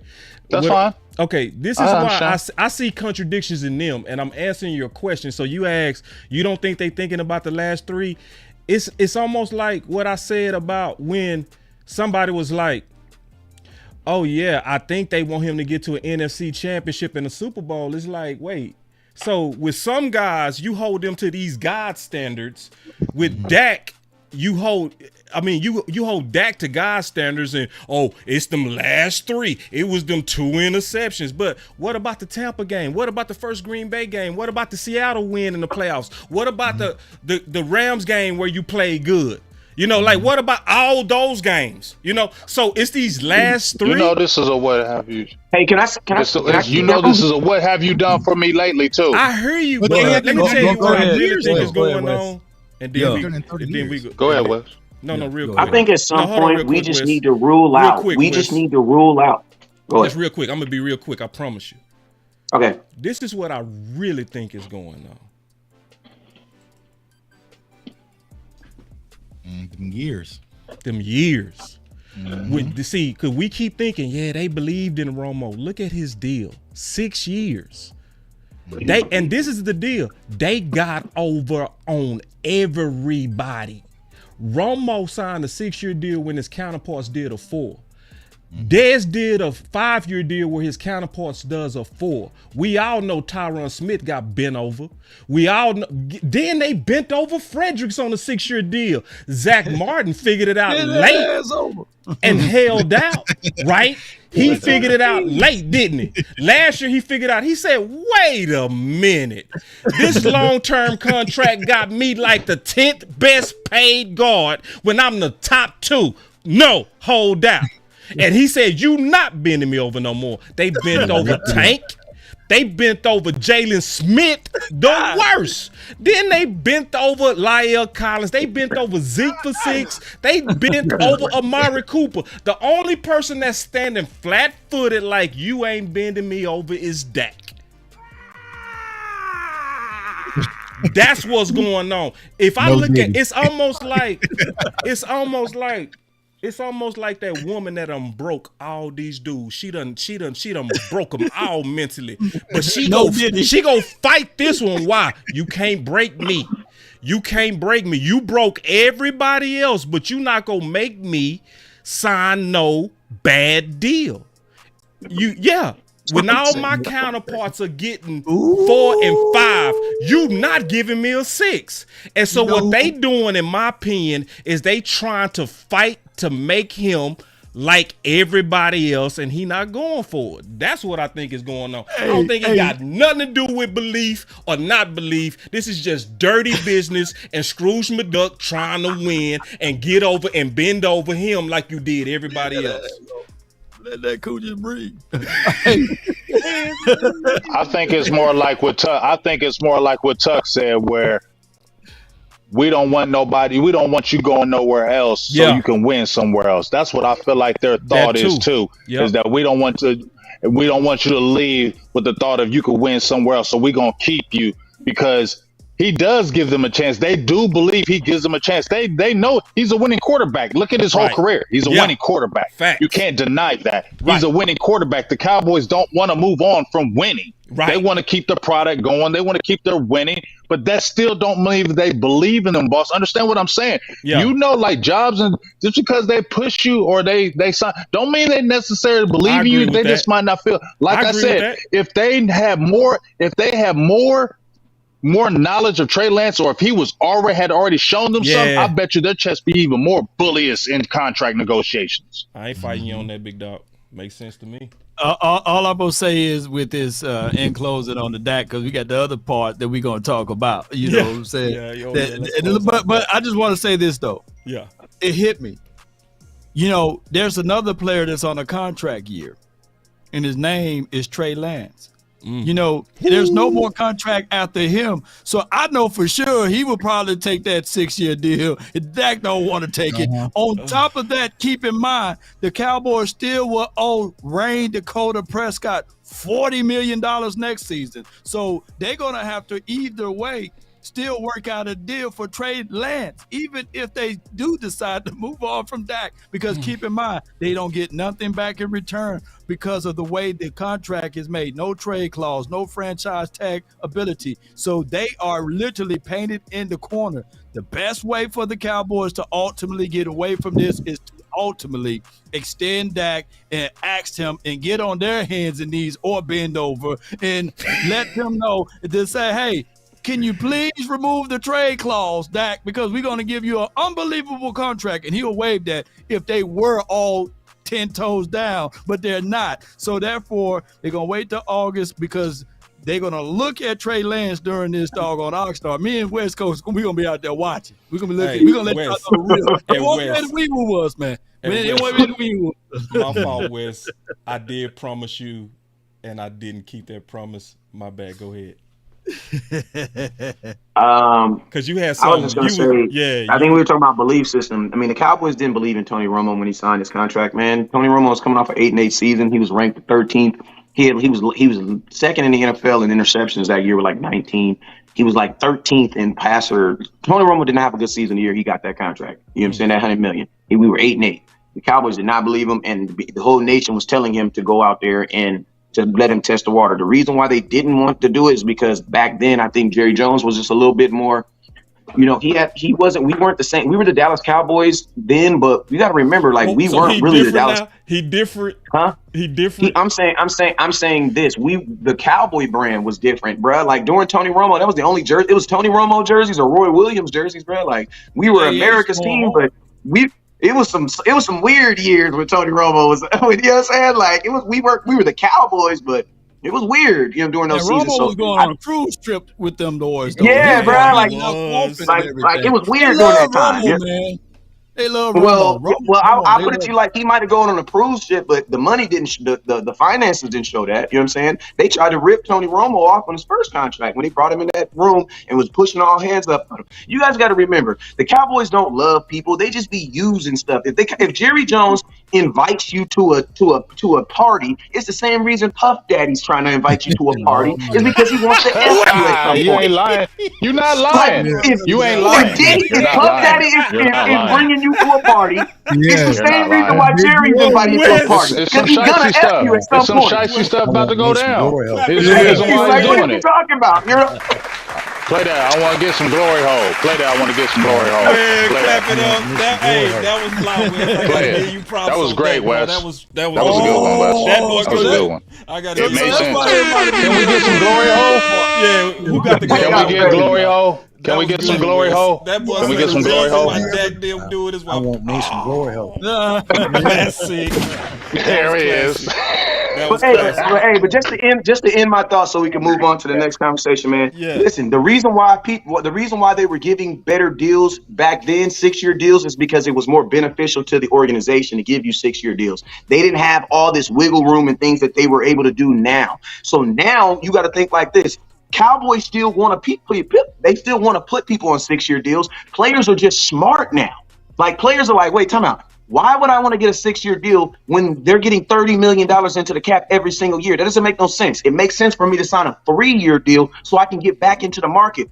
People can say whatever they want to say about Kirk Cousins, but Kirk Cousins is probably contractually the smartest quarterback of all time. Oh, he's a beast. Smartest. He's the Hands greatest. The smartest He's the quarterback of all time. greatest. His agent is Like, the greatest. His agent is the greatest. Think about this. He has almost 400 million. He's made almost $400 million and almost guaranteed. This is money that he for sure has in his bank account. Yes. But And he just signed a 3-year deal. I feel like Kirk Cousins kind of knows what he is too. I feel like Kirk Cousins he knows does. what he is. And Because think about this, James. Think about this. He Kirk knows what he Cousins, is. He think about knows how this. to manipulate that system. Hey, and James, think about this. I'm gonna think about this. And Kirk Cousins never Michael Gallups himself. You know what that is? He never signs a contract that he really, because like Michael Gallup signed a contract that we were all like, bro, come on, Mike. You know you was not gonna be able to sell all that dough, bro. Come on, bro. Yeah, Kirk Cousins signs contracts that you'll be like, yeah, Kirk didn't win no Super Bowl, but I don't feel like I got ripped off either, though. You know what I mean? Like, this is the magic of Kirk Cousins. Hey, somebody said Romo even named his child Jones, man. Y'all better watch out. I ain't gonna get and then you know what the Cowboys did? And he retired a Dallas Maverick. Congratulations. Yeah, man. That's what happens when you mess with the Cowboys. Man, I was almost That's what happens when you mess with the Cowboys. I was almost getting ready to take the bait and talk about Kirk Cousins. I'm not gonna do it. I'm gonna take the real done. bait. But to me, like, go get Hold on Cindy real quick. done. There it is. Michael I want Parsons. that. Yeah. Parsons. Here we But that go. Michael Parsons. Michael Parsons. I got you, big. Let's go. You're just going to pay him more. You know you Michael want Parsons. him. Mike is an interesting one because I think that Real quick, shout out to Yahoo. You know, Fantasy someone she Football stole Show. this point. I'm gonna say mine. Yeah. Shout out to My girl Yahoo right there is my girl, Joey. Fantasy Give it. Football Show. We want to make sure that y'all know that the full link is in the description. We You can always find want to do that that. So just Mike, I always do that for. What you say, Wes? Nothing, man. I'm just. You messing up the show because you keep talking in the back when other people talking. I'm not used to it, fellas. I'm not used to it. I'm not used to it. I'm sorry. Be We'll quiet. get used to it. We'll get used to it, I'm damn sorry. it. God damn. Get used to it, damn I it. can't even finish my thoughts. Shit. Listen, I'm sorry. I'm sorry. My bad. good. I think All right, when I'm let's not on camera, I'm not muted or Just something. My bad. mute My bad. yourself or just talk to yourself. All right, here we go. My bad. You good. Here we go. I was talking to a defensive coach from another team about this, and I was just trying to understand because, like, on one hand, we see Micah's sack numbers, we see what he can do, but it's like, think about the biggest games that they had, the games against San Francisco, the playoff games. Like, what did Micah do in those games? And I had one coach tell me, when the Cowboys are winning, Micah's a Hall of Fame player. When the Cowboys need him most, he's pretty average. And I was asking, I'm like, okay, well, if he's taking off some plays, like people say Chris Jones takes off plays, like I still think he's worth the money. I still think he's helped the Chiefs to Super Bowls. And this coach, I think, wisely told me, Chris Jones takes off some plays, but he makes them when they matter most. Yeah. Micah is not 100% on all plays, but he kind of makes them when they matter least. And I'm not saying least, but he's not making them when they matter most. So I would say, like, you have to decide. That sounds like the whole Cowboys team. That sounds like the entire. I know. When I told this, that's a good cover, right? That's a good cover. That's a good cover. That my guy go, man. Come on, baby. Let him go. All right, I'll let him. You want me to let him go for real? Because I'll let him go. Someone in the front office. They started. No. I want y'all to go dive. Y'all dive all in that. Don't let him cover it up. Then I want the real from all of y'all. You go get the real. I'm waiting to give that the real on this right here. I'm waiting. What she said. Yeah. Hold what on, she said from the anonymous coach that said that go Michael ahead. Parsons. Let me know when it's my turn. Go Big, you first. Go Big. I mean, it's Big, you first. I can't wait. Let's go. Go ahead, Big Game James. Okay, I'm first. Oh yeah. Big Games, you gonna go? Oh yeah. Yeah, he first. Okay. Yeah, I'm gonna go first. I'm be quick. Give him the other horn, boss. Give him the other horn. Wait. No, give me the other horn. No, I got a horn for you. I got a horn for you, Big. There it is. Swallowed up. Have you ever been swallowed up? Have you gone through a time of swallowing where everything was overwhelmed? No, bro, I ain't gonna do you like that, Big. Big, I ain't gonna do you like that. Hey, I got you, Big. I know what you want. Go, Big, go. That's you right there, bro. We got you, Big. We got you, Big. You know I had that, bro. I had to, bro. Go ahead. It's all good. I can take it. It's cool. I can take it. So, with this thing, with what she said, man, I'm gonna just say this. In my opinion, dog, I'm gonna keep it real. Please. We talked about it, Micah. Now, last year in that San Francisco game, I'm not gonna say that because last year in San Francisco, he was a dog. I'm gonna be honest. He was a dog in last year in that San Francisco game and that playoff game. He was an animal. This Green Bay game, I don't know. I don't know about that. I didn't see all that in that Green Bay game. I saw a lot of talking. I saw a lot more talking this year. I think he was a better player last year, in my opinion. Just from me. I feel like he was a better player last year. I feel like he got more Hollywood this year. I felt like it was more Hollywood. Yes, I don't hate on the podcast, but you know what? I don't like it because as soon as you leave, as soon as the game is over, you lost to the Packers. You and CD on there talking about, yeah, we need to step up and be better leaders. What? What the hell you just say, dog? After the game is over, now you talking about you need to be better leaders and stuff, bro? I ain't hearing that. So I feel like he is more Hollywood, and I feel like when it does matter, when we got them big games, sometimes he get in his feelings, and when he get in his feelings, he takes himself out the games, and when he takes himself out the games, it hurts the team. You get what I'm saying? And so, yes, I do believe that. And I believe that he gets real emotional and that he needs to be a better leader on the field because when we was losing that game, why ain't he getting all the troops together and saying, hey, man, come on, y'all, what the hell is going on here? We need to step up and be better. I don't hear him doing that. I see him sulking. I see him shrugging his shoulders. I see him doing all that other stuff. And then after the game is over, I already hear him saying, I need to be better. Man, F all that. So, yeah, I'm agree. About 75% with that. So what if y'all don't like it? I still love you, Micah. Wes, you up next, bro. Wes, what's your thoughts? Listen to me. You cannot fight the numbers, and the numbers say in the last 2 years, Micah Parsons has about 3 sacks between weeks 11 through 17, and that's a fact. You know what I'm saying? That cannot be. That's a factual statement. You know what I'm saying? I might be off by a number here or there, but I will say this. What are y'all expecting Micah Parsons to do in these big games? Because I'm going to be honest with you, in every big game that I've seen the Dallas Cowboys, I ain't seen no quarterback air us out. I ain't seen no quarterback go drop 450 on us or nothing like that where they dropping back 35 times. In big games, you know what I see teams doing? Running the damn ball on our ass. So I'm going to tell you what happens in big games. In big games, you know what teams say? Hey, man, they got this guy named Micah Parsons. Maybe we shouldn't throw the ball 40 times because they're going to line him up all over the place. And you know what? He'll probably take the game over. So how about we do what the film actually says and do what? Run the football. You know what I'm saying? In these big games, teams are not throwing the ball on us like that. Think about this. You still have Trevon. You still have the best secondary damn near in all of football. So even if they were getting past Micah Parsons, what was your secondary doing? Teams are not in the big games. When teams really want to beat the Dallas Cowboys, you know what they do? They run the football because that's what the film says that you can guarantee win. Listen to me. It really doesn't matter who you are. If you run the football on the Dallas Cowboys, there's a really good chance you're going to beat them. Why? Because what did Jordan Love say? Jordan Love said, man, you guys had like DBs playing linebacker, right? That's what Jordan Love knew going into the game. So it's like, I don't know. I don't think that, like, even if Micah would have had 5 sacks versus Jordan Love in that Green Bay game, I don't think we win that game still. I still don't think we win that game. Oh, that would have made a big difference. I don't want to hear that. So then my question is this. So what happens to Aaron Jones? My question is this. What happens to Aaron Jones? Hold on. Listen. My question is this. What happens to that 5.5 yards that they were rushing on? Listen, they only threw the ball on because they wanted to. Where they were getting almost 6 yards on the ground. Is Micah great in the run game, Wes, is Micah great in the run game?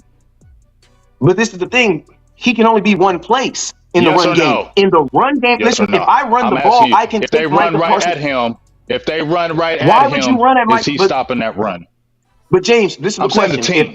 Listen to me. If I know, but that's not this. Hold on. I'm not going to answer that question because that's a rhetorical question. Because if I'm an offensive that was a straight up question. No, that was no. That's a straight up question. I asked you, is he good against the run? Yes or no? Is Micah? Yes or no? Yeah, he's good against the run. Micah is good against. Yes, he is. He can tackle against the run. Yes, he can. But this is what now back to my point because remember I was just trying to say mine. So this is what I'm saying, James. If you're in offense. If you were in offense and you know the dynamics of Micah Parsons, your first goal is to what? To get him out of the game. You're going to circle him on a piece of paper. How do we get him out of the game? You know what you do? You go away from him. And that's what teams, if you go look at the Green Bay game, they were running Micah even said it. Like listen, Micah's they one of those ran players. At him in that Green Bay game, dog. No, they did not. You know, tell you what they did. I'm telling you what the film. No. I looked at the film. Yes, they did. James. All right, James. I'm going to interrupt you if you saying something that's crazy. James, the film says this.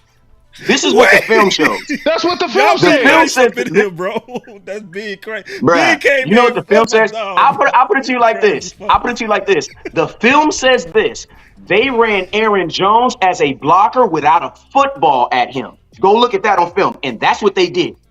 Hey, you can, argue with the film. They were not running a running back at Micah Parsons trying to get him to tackle it. No, they were. Even Aaron Jones said it in his interview. They were running Aaron Jones without a running back at Micah Parsons.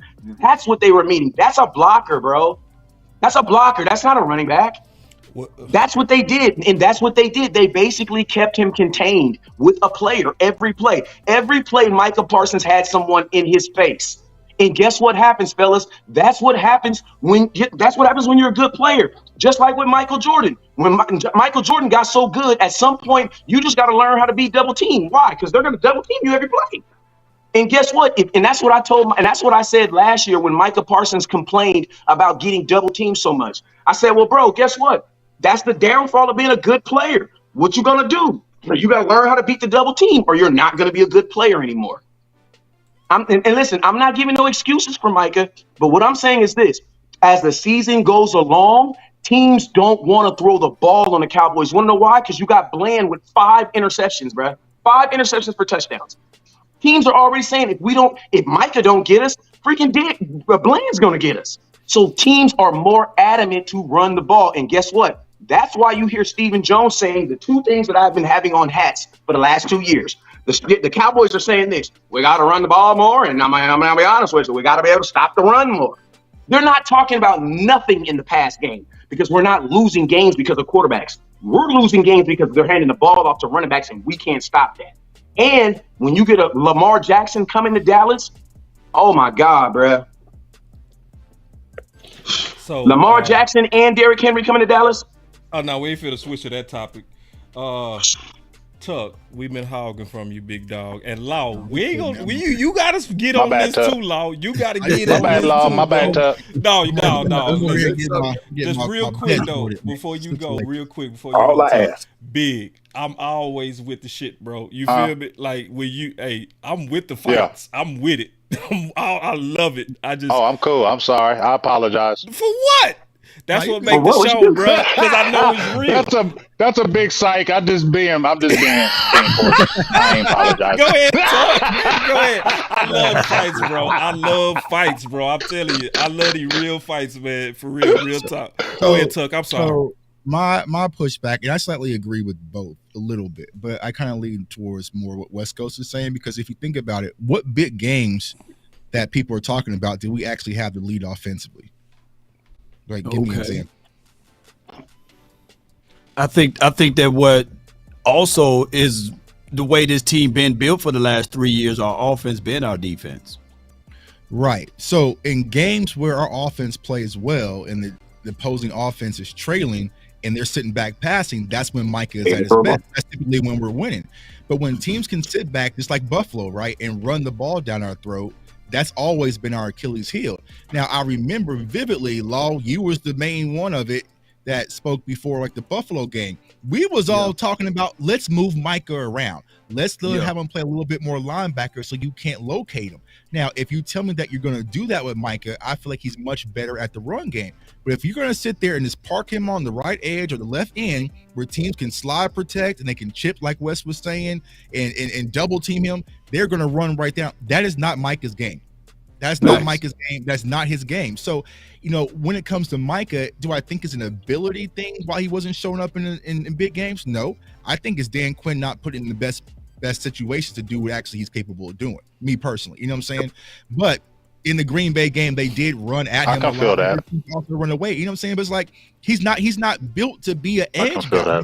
He's not built for that. So teams got smart and like, this is your best player, defensive disruptor over here, but we gonna chip him, we gonna wear him down, we gonna dirty him up and muddy him up. Every play. And Micah visually gets frustrated because he's getting taken out the game. So I think that Dan Quinn did a poor job of recognizing, and we all saw it. We were talking about after the Buffalo game, I agree. moving him around. And then what did they do? After the Dolphins game on Christmas, they moved him around. He had a much better game, but then he went right back to the same old in the playoffs. So I think it's a little bit more about the scheme, but honestly, when it comes to this Micah situation, contract season, bro. Just contract. That's what it is. That's all it is, bro.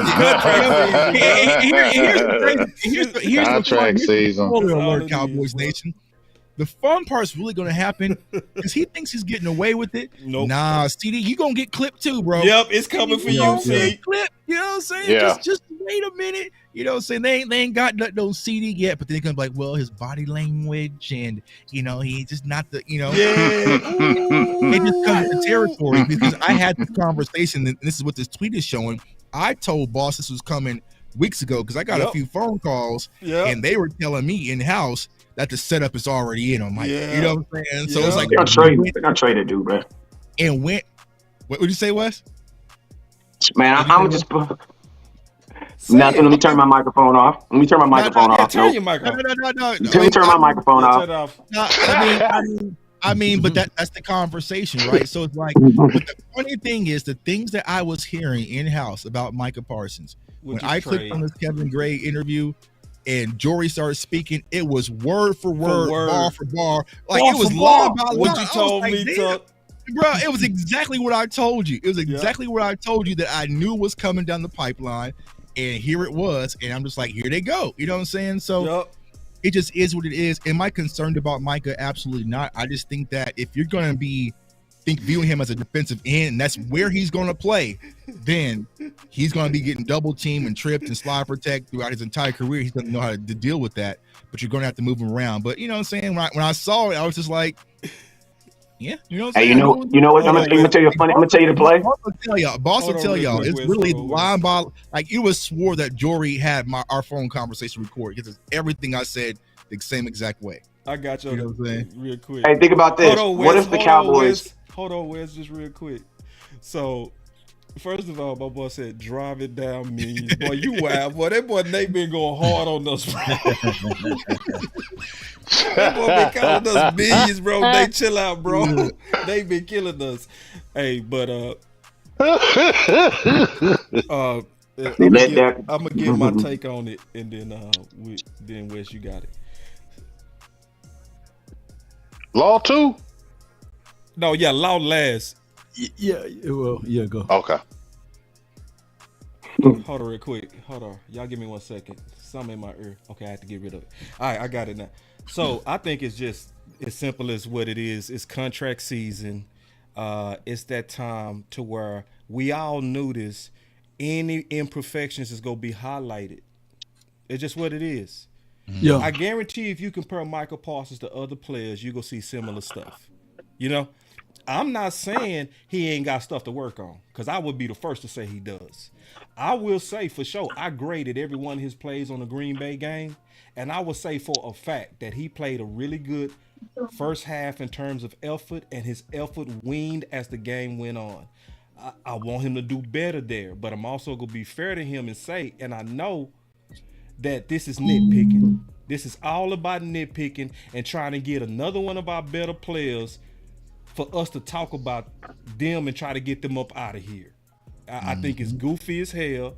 Like, for instance, some people so athletically gifted that even if they got some maturity issues, they're worth the wait. You know what I mean? They're worth the wait, and boys need to get off of the goofiness. This is expected though. Like, and this is not gonna stop, because it's other things about his game that's not perfect. It's other things that as a player, he's still also.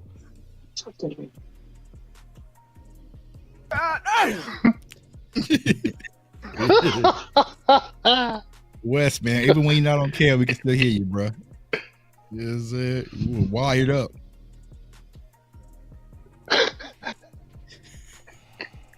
Y'all ain't never gonna have me back on the show, man. My bad, bro. I'm over here writing my. Go ahead, Wes. Man, I'm not. I was writing thoughts down, bro. My bad. I'm just writing my thoughts down. So You look like Jerry. I be staying my thoughts as I be saying. You do look like Jerry. Go ahead, Wes. Bro, I'm over here feeling like the KFC lady, bro. After a long shift and I'm cooking them sandwiches, bro. When them sandwiches came out, it blew the whole hood up, bro. We was working 15, 18 hours putting them sandwiches out, man. But I just, man, my thought I was writing down is just like, bro, what if the Dallas Cowboys literally let Dak walk, then next year trade Micah Parsons to get a quarterback? Like, that's the stuff. Damn. That's the stuff the Cowboys do, bro. The evil world. Because think about this. Think about this. Micah Parsons, in order to give him one of the the highest paid defensive player, you're gonna have to give him about $30 million. To give him the high on APA. That's $30 million is not very far away from what you trying to pay Dak Prescott. You just gave Dak Prescott $30 million to be a quarterback like 2 years ago, and you resented that. There's no way on God's green earth that Micah Parsons, a defensive player, and they don't even cut for defensive players like that in Dallas because they don't serve jerseys like that. There's no way that they're going to give Micah Parsons a quarterback number. So for me, like the writing is on the wall for Micah Parsons right now. Micah Parsons is the greatest asset that the Cowboys have ever known, that we've had, that the rest of the NFL values. Brett, I think next year with Dak leaves, I think I'll keep it real. I think they're going to be looking for someone who got 2 first-round picks that's willing to pay Micah Parsons and get him up out of here. I'm going to be honest with you. And, like, you got to think like this. Micah Parsons in that podcast, even though the Cowboys say, oh, it doesn't bother them, it do. I know it do. So my question for the Cowboys is, if you're not willing to give a quarterback what he's willing to pay, there's no way Micah Parsons is going to be a Cowboy. It doesn't make it right now. And then think about this. If you don't have a good team, why do you need a $30 million defensive player to do what?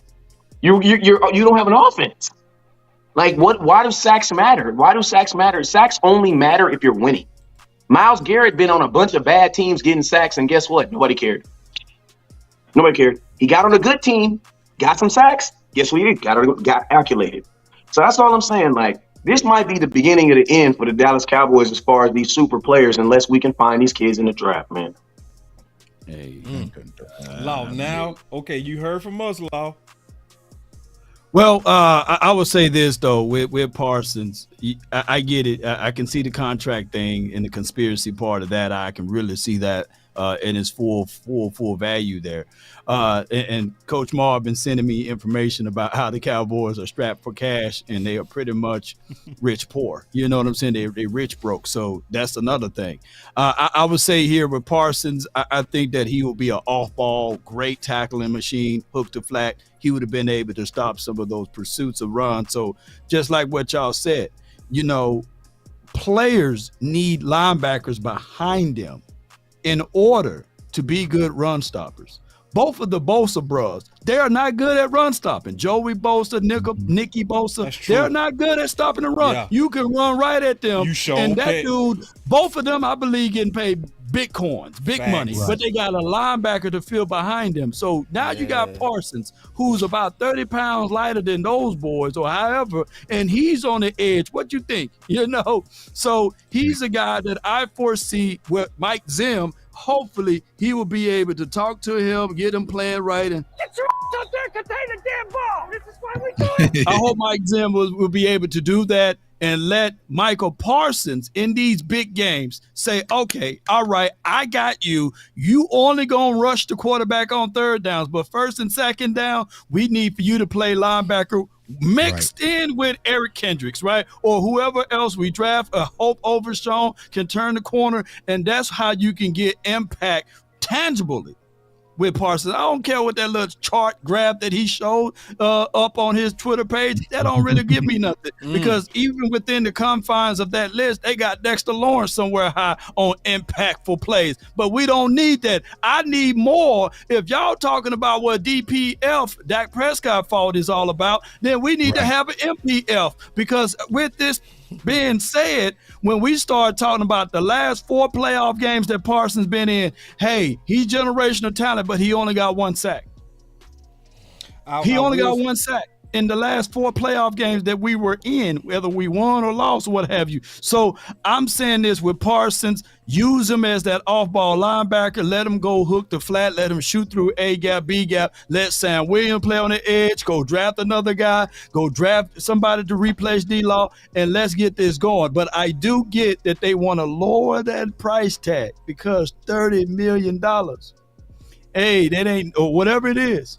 And we can't say that it's only happening because of Cowboys land, because even Nick Bosa, he had to fight for that money. Who remember? He had to hold out. Yep. He had to go through the scrutiny. And even with that, things was swept under the rug. People didn't talk about that every day. But when you have the silver and blue and the starting side of the helmet, they're gonna really gonna talk about that every day. Guess who else? Guess who else in a contract battle that nobody's talking about, and he was drafted in the first round?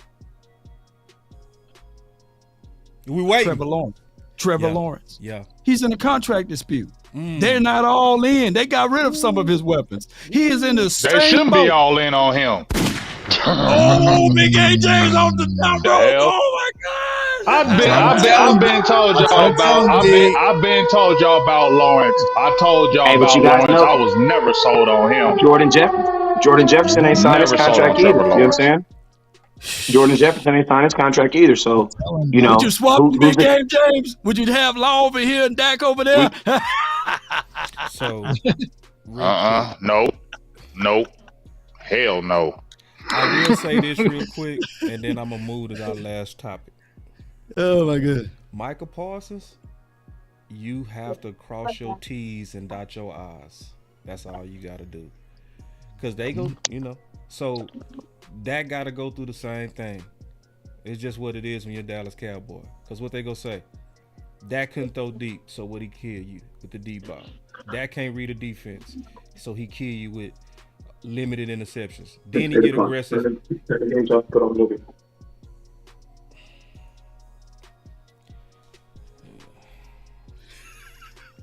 You having an unnatural allegiance to losers is not Oh man, we got that was perfect. Yeah, that was perfect. So perfect. Yeah. So you gotta dot your T's and cross your I's, Micah. That's what you gonna have to do, bro. That's just what it is.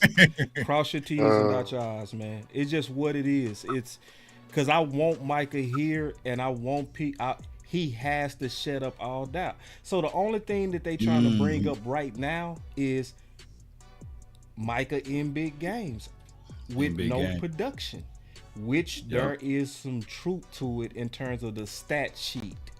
Right. So you gotta do everything in your possible. And I mean, if you jumping on piles to get cheap stats, do it.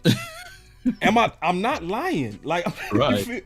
it's what you got to do because You you're ain't a lying. Cowboy. They're going to nitpick you, bro. It's Yeah. just what it is. So, that's my last observation I would say on Joy, and I am definitely not surprised. And So the craziest thing of it, though, boss man, not to cut you off, though, but there's another guy that was like that for many of years. His name is Aaron Donald.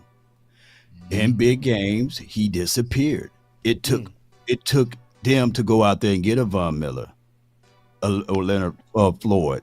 They went to go get a Ashawn Robinson that year. They had to have a go get a Jalen Ramsey. So they had to put all of those pieces, and he's by far in the last 10 to 12 years one of those generational talent that can people look back and say, man, he's a game changer and all of this stuff, but he couldn't do it by himself. Yeah. Well said, bro. Now, you said, hold on, he used to show up in big games, Aaron Donald? Hey, name That's the why game. I'm like, I need to go Super back. Bowl. I need to go Super back. Bowl. He made that big play. On the Super Bowl, he made that play. You didn't name them. I just got quiet because I said, what games? Because I need to go back Dude, he and made them two games. plays in the Cowboy game. In that Cowboy game when we was in LA, he rocked. He freaking That man rocked. was always Fredericks. Shoot, he could. Aaron Donald, shoot, Connor Williams. Aaron used to Donald, put him and in on that the Super back. Bowl and the Super Bowl game, he on the final play. Remember, he the don't one that do caused the pressure. Connor Williams, don't you do that. Connor Williams, you better stop that. I mean, Joe Looney. It was Joe Looney. And It wasn't Frederick. It was Joe Looney. And what year was that for? better What year was that for Aaron Donald too? By the way, You better What year stop that. That was I don't care, that was but you the better year I'm stop talking that. about is Connor the Williams. 2000 the year we played him in LA. It wasn't his fourth But hey, season. but the in Super the Bowl league. year, he did ball though. The Super Bowl year he balled. He made the final play in the game too. Yeah, I balled too. If I had Leonard Floyd, Von Miller, I got all of those boys. Ashawn taking up the double team. Yeah, but he just. But listen, Did you reach on that long? Long, did you reach? He reached. Hey, how old are you? Hey, Law, can I show? Hey, Law, He reached. Hey, Law, I'm asking you a question. Hey, let's get canceled tonight. Let's really get canceled. Hey, let's get canceled. This Law, I need to put your face on her, Law. No. Hey, Law. Hey, when did DeMarcus Ware?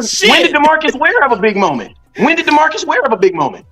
Tell me a fourth quarter. Tell me a DeMarcus Ware moment. When he had Wolf, when he had a Talib, he had all of those boys. It takes a people fail to realize it takes. Hey, somebody tell me DeMarcus Ware in a Cowboy helmet. DeMarcus Ware in a Cowboy helmet. Tell me a moment in a fourth quarter when DeMarcus Ware in a Cowboy helmet, 100 sacks in a Cowboy helmet. Because I'm telling you, DeMarcus Ware got 100 sacks in the first quarter games. And I'm not knocking him, but I'm just asking you. Great players there's ways to wiggle out good players out of games. There's ways to do it. You know what I'm saying? And it happens. And it's like you have to be greater on top of greater. Like, think about this. There's pictures of Dez Bryant getting triple covered. Now think about this. People be like, well, why didn't Dez score? Why didn't he get a catch? He had 3 dudes on him. You know what I'm saying? A great player has a higher responsibility in a game. That goes to Jay Tuck's point. That goes to Jay Tuck's point, and even Laws, that you got to have the right coordinator too. If you see they're double teaming, you see they're doing this, your coordinator has to have the responsibility to know that I got to move him around. I got to get him in the best spots because this is my top guy and I got to put him there. So if they're doubling him here, I got to move him up here. That's what your responsibility as a good defensive coordinator has to do. And so that's why I agree with Tuck and them saying that they have to do that. James, do you remember Deion Primetime Sanders when they were calling him Deion when he was playing for the Atlanta Falcons and the Cowboys? Everybody beat up on him. They still saw talent. They saw the skill set that Prime was able to have, but he couldn't win it by himself. Oh, yeah, he got beat down. So when he went to the 49ers and when he started winning, he went to the Cowboys, he started winning. He even went to the Ravens, he started winning. So, hey, it takes a team to make sure that you can win, but you got to have other dogs with you, though. For sure. He muted now. He talking. Yeah. Look at Tress. He talking. Had to get him, bro. Had to get him. All right, because my boy Tuck ain't got it. Did you do him like ESPN? Nah, they put him on that mute like beep on pardon and interruption, something like that. Yeah, I gotta get Tuck in here, bro. Drop the numbers. Bro, I just saw this 4 hours ago, bro. Y'all probably already knew about this. Ooh, I didn't know it was 4 to 6. Okay. Oh my God. That's why I said we gotta talk about this, bro. I just saw this 4 hours ago. Months. Oh gosh. See, you ain't see it either, Big. I ain't talking about no damn Mozzie. Why you didn't tell me that? No, it's not even about talking about him. Big. It's about how you let Hankins go for $2 million. Guess who else got that's why I surgery? said I don't want to talk about it because both of the Michigan guys hurt. I'm the one that Schoonmaker got hurt. Schoonmaker he got a soldier.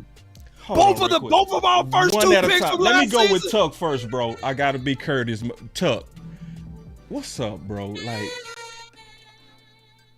I mean, Jordan. I mean, Kanye shrug. I mean, you know what I'm saying? Like, Luke Schoonmaker's hurt. I mean, guess what? He was hurt all in college. I mean, you know what I'm saying? We've this been through this, devastating. right?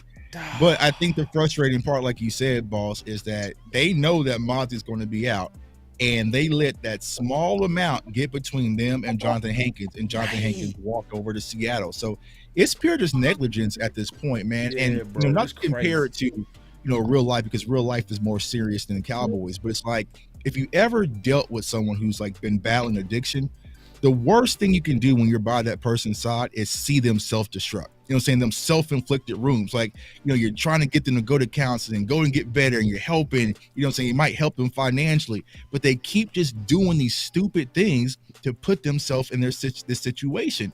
And it's the same thing with the Cowboys. It's like, I don't understand, why are y'all moving backwards? Granted, Green Bay lost, it hurt. We was all there. But if you felt like winning the Super Bowl was a 10, the Cowboys were at a 7, maybe a 7.5. You know what I'm saying? Get Trayvon Diggs back, get a few free agents, and sprinkle on a good draft class, and maybe we can move that needle and get to an 8 or a 9. The Cowboys have fully disrupted this team where we're now sitting at a 6. So we got a lot of work to do just to get back to where we was, and that's still not going to be good enough. So I'm frustrated, y'all. Because this is goofy. If you knew that your 1-1 tech is going to be out for 4 to 6 months, and he's already been struggling with weight and confidence and so many different things, he's not going to be ready. You should have got him done immediately. You know what I'm saying? So, but no sense of urgency. No sense of urgency with anything. Just let it walk. Yep. You know what I'm saying? Over a few extra dollars that you could have easily made room for. You know.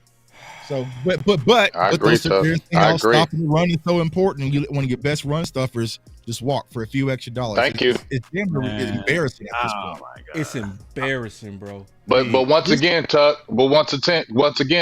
They believe in Dak, right? More for less. Oh, well, we gonna win. Did you hear, Jerry? We gonna win with less now.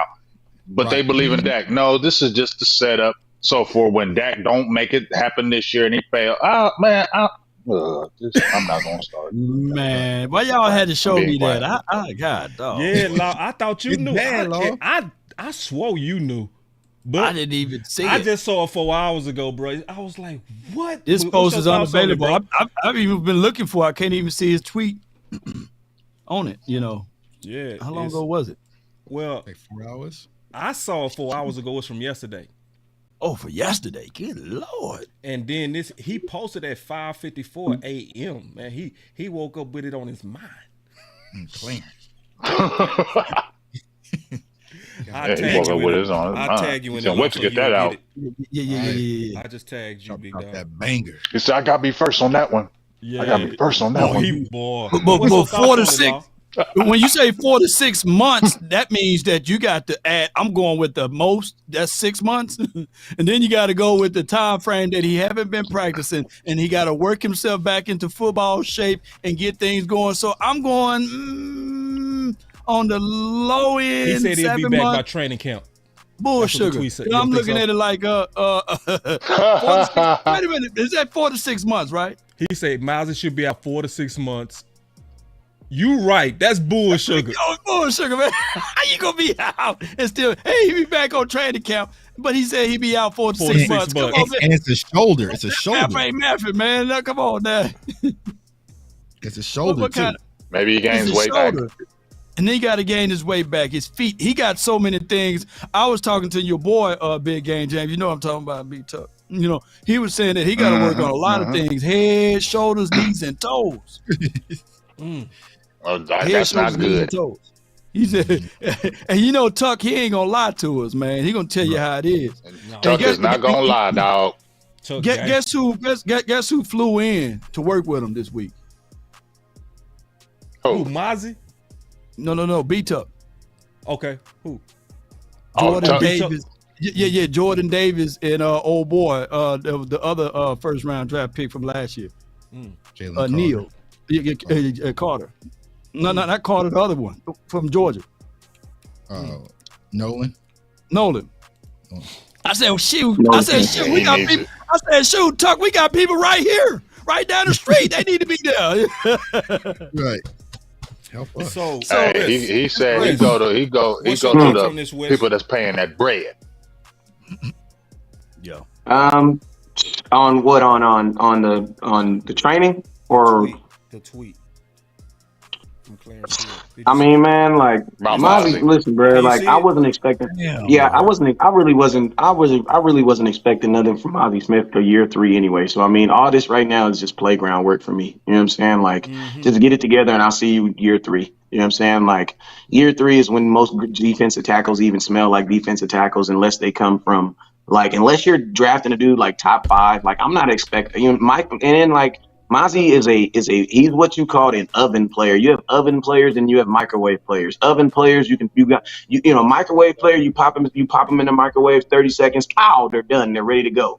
The defensive tackle position is not no microwave position. Like cornerback, that's a microwave position. You can pop a dude in there, they figure it out in 30 seconds, they all pro. Yep. Defensive tackle, offensive line, that is an oven position. And think about this.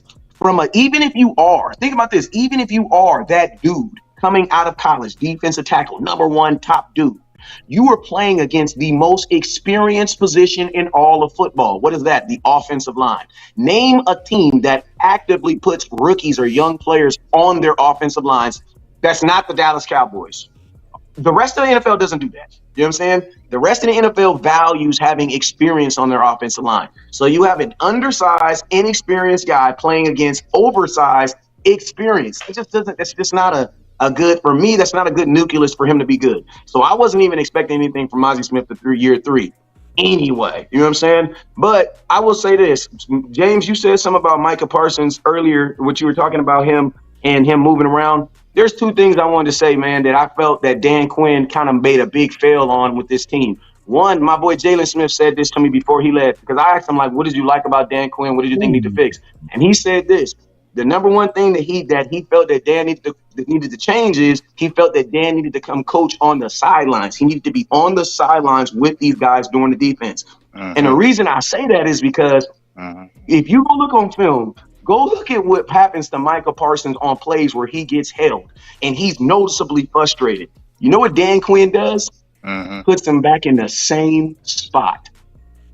Damn, you're right. Same spot. Micah responds, she's on crack. Oh, talk about it, Tuck. Talk about it. Wow. Tuck, contain the damn ball. This is why we do it.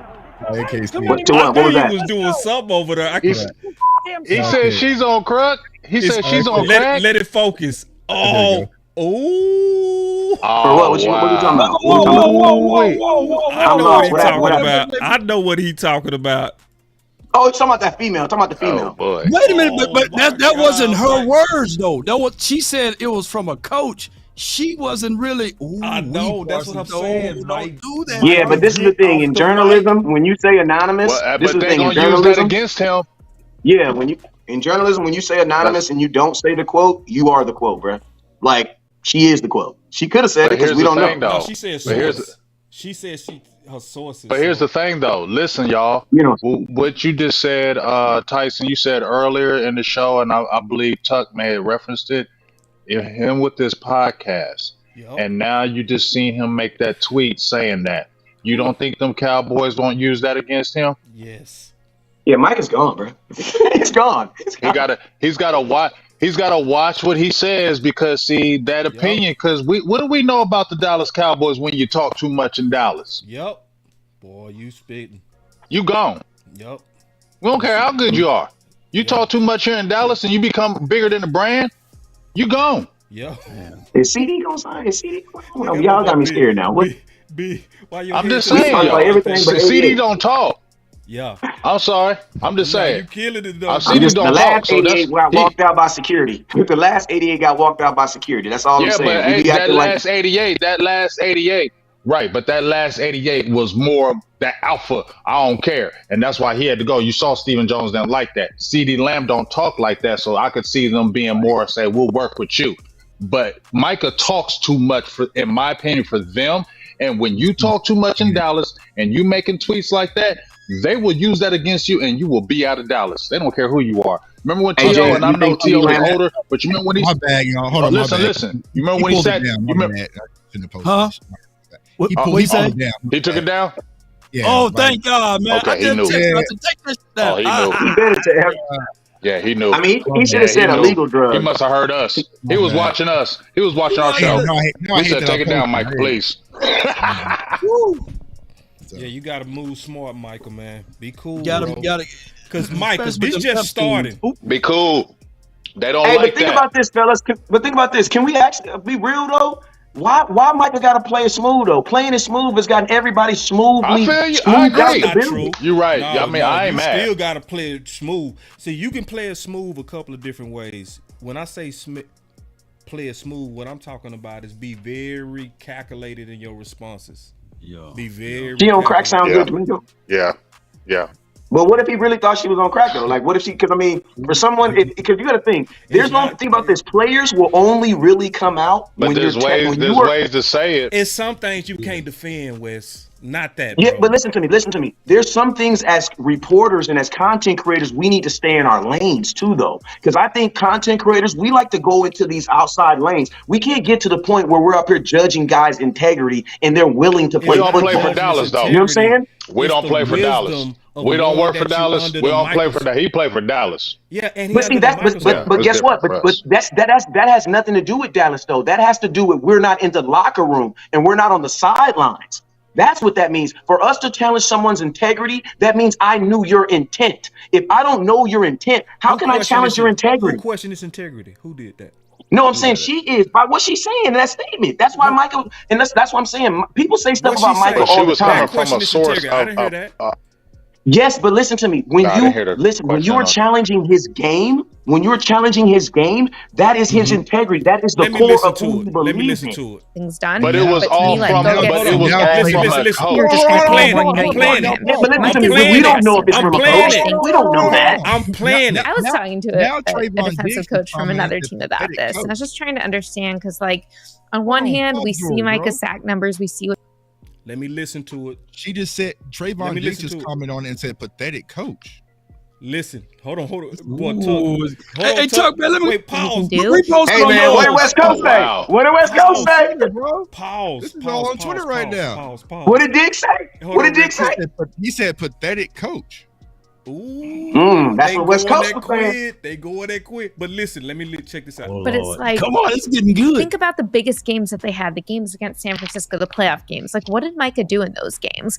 And I had one coach tell me, when the Cowboys are winning, Micah's a Hall of Fame player. When the Cowboys need him most, he's pretty average. And I was asking, I'm like, okay, well, if he's taking off some plays, like people say Chris Jones takes off plays, like I still think he's worth the money. I still think he's helped the Chiefs to Super Bowls.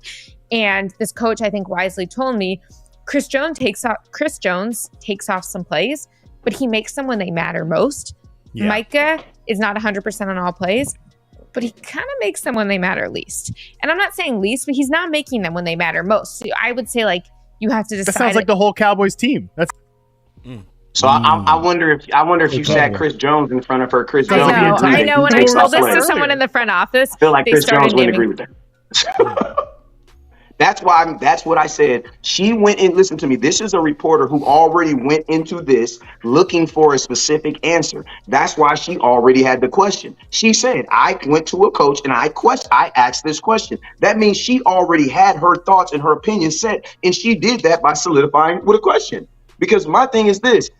When Xavier Woods, what's the boy named, the cornerback from the Cowboys? When he said that we don't go 80%, we don't go 100% on everybody on plays, everybody crucified him.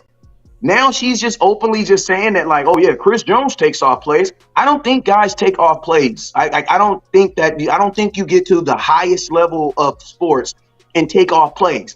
Do I think that plays don't come your way, so players may not do this and do that?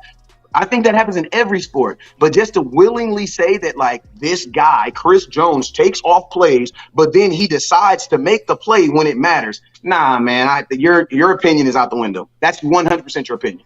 Even if there is a stat, because think about there's a stat to support everything. There's a stat to support everything.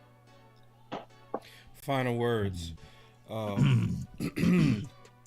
So we go start off with you, Wes. What's your final words, big dog?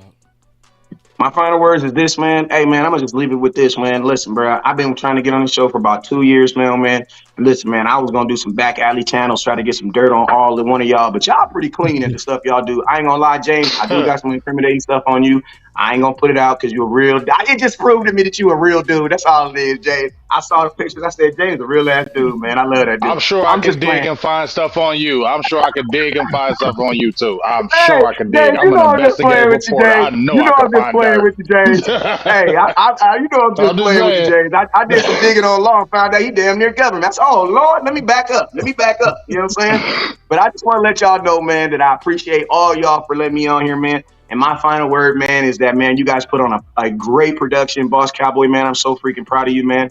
Your growth, and I'm so pretty proud of Law Nation and J Tuck, bro. You already know what it is. The outsiders unite. I appreciate you. Me and J Tuck, we see each other at games, and that's how we love it.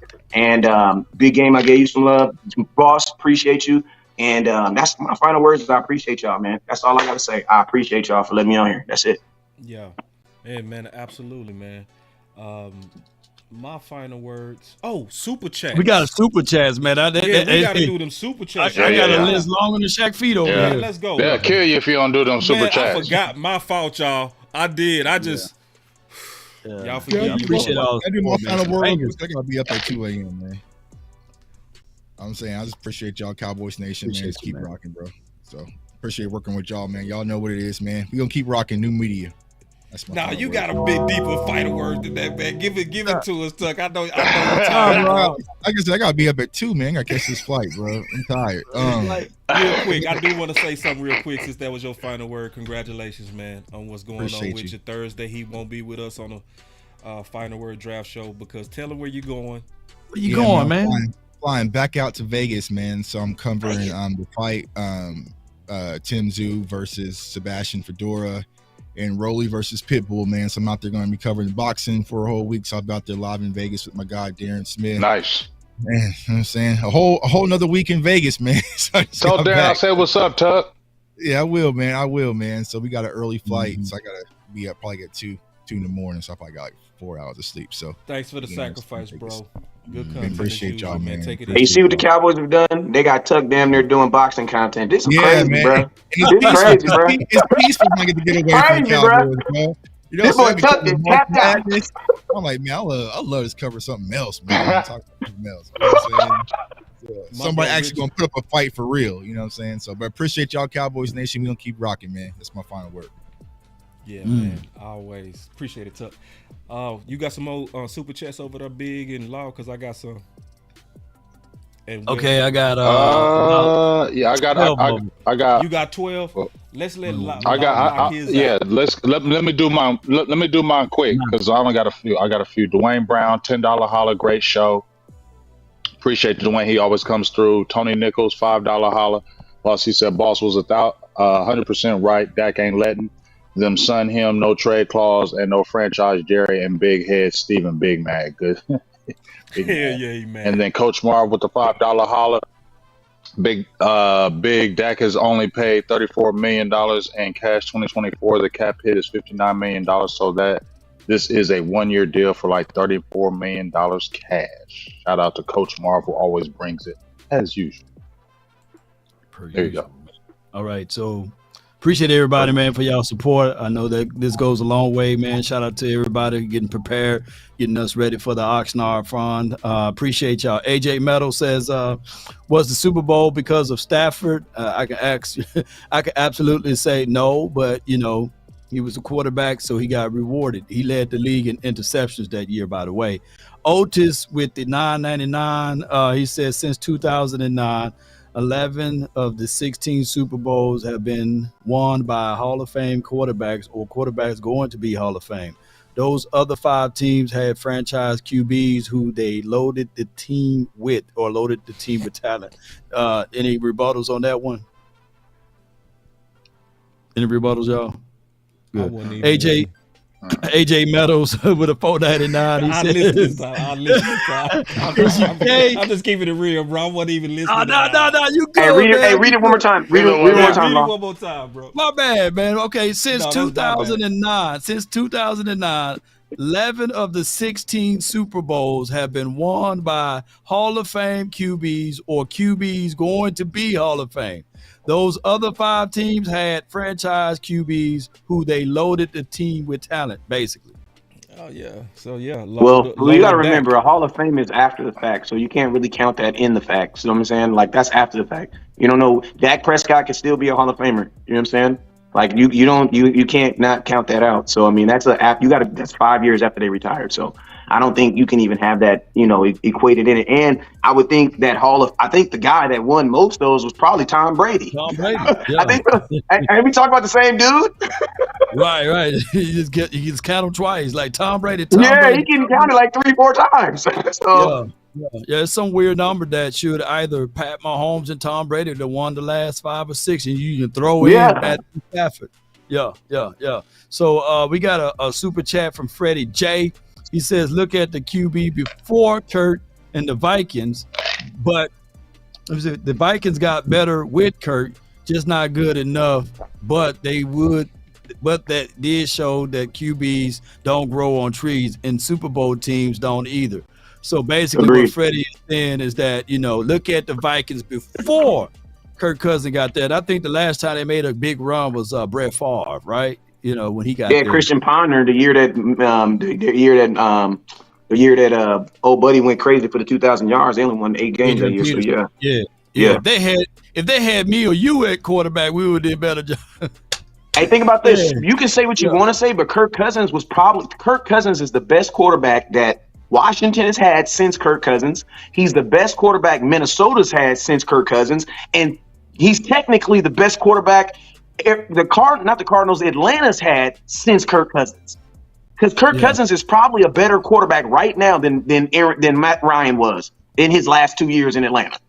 So people can say whatever they want about Kirk Cousins, Brad. Yeah. I mean, if you look at his stats were absolutely better than Stafford, believe it or not.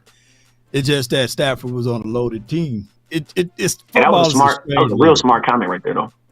Yeah, it was. It says Coach Maul, real good super chat.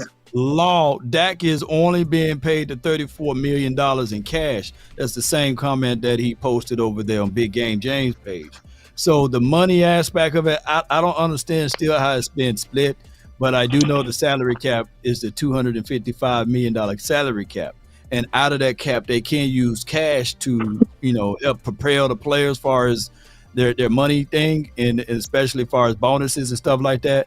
And that's where they got in trouble with some of these guys. And I think that's why he's saying that's why the Cowboys don't go out there and grab free agencies, because we pretty much poor broke or poor rich or rich poor or something like that. So they sign your quarterback and fix that. Sign your quarterback, man.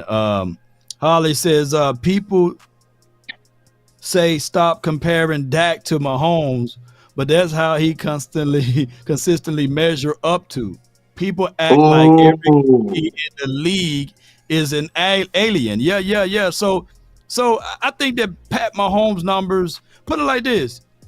Pat Mahomes wasn't entered into the MVP conversation this year because he had an off year. Yeah. But guess what? He had one of the top 2 or number 1 defense in the playoffs. They had real good defense in playoff this year.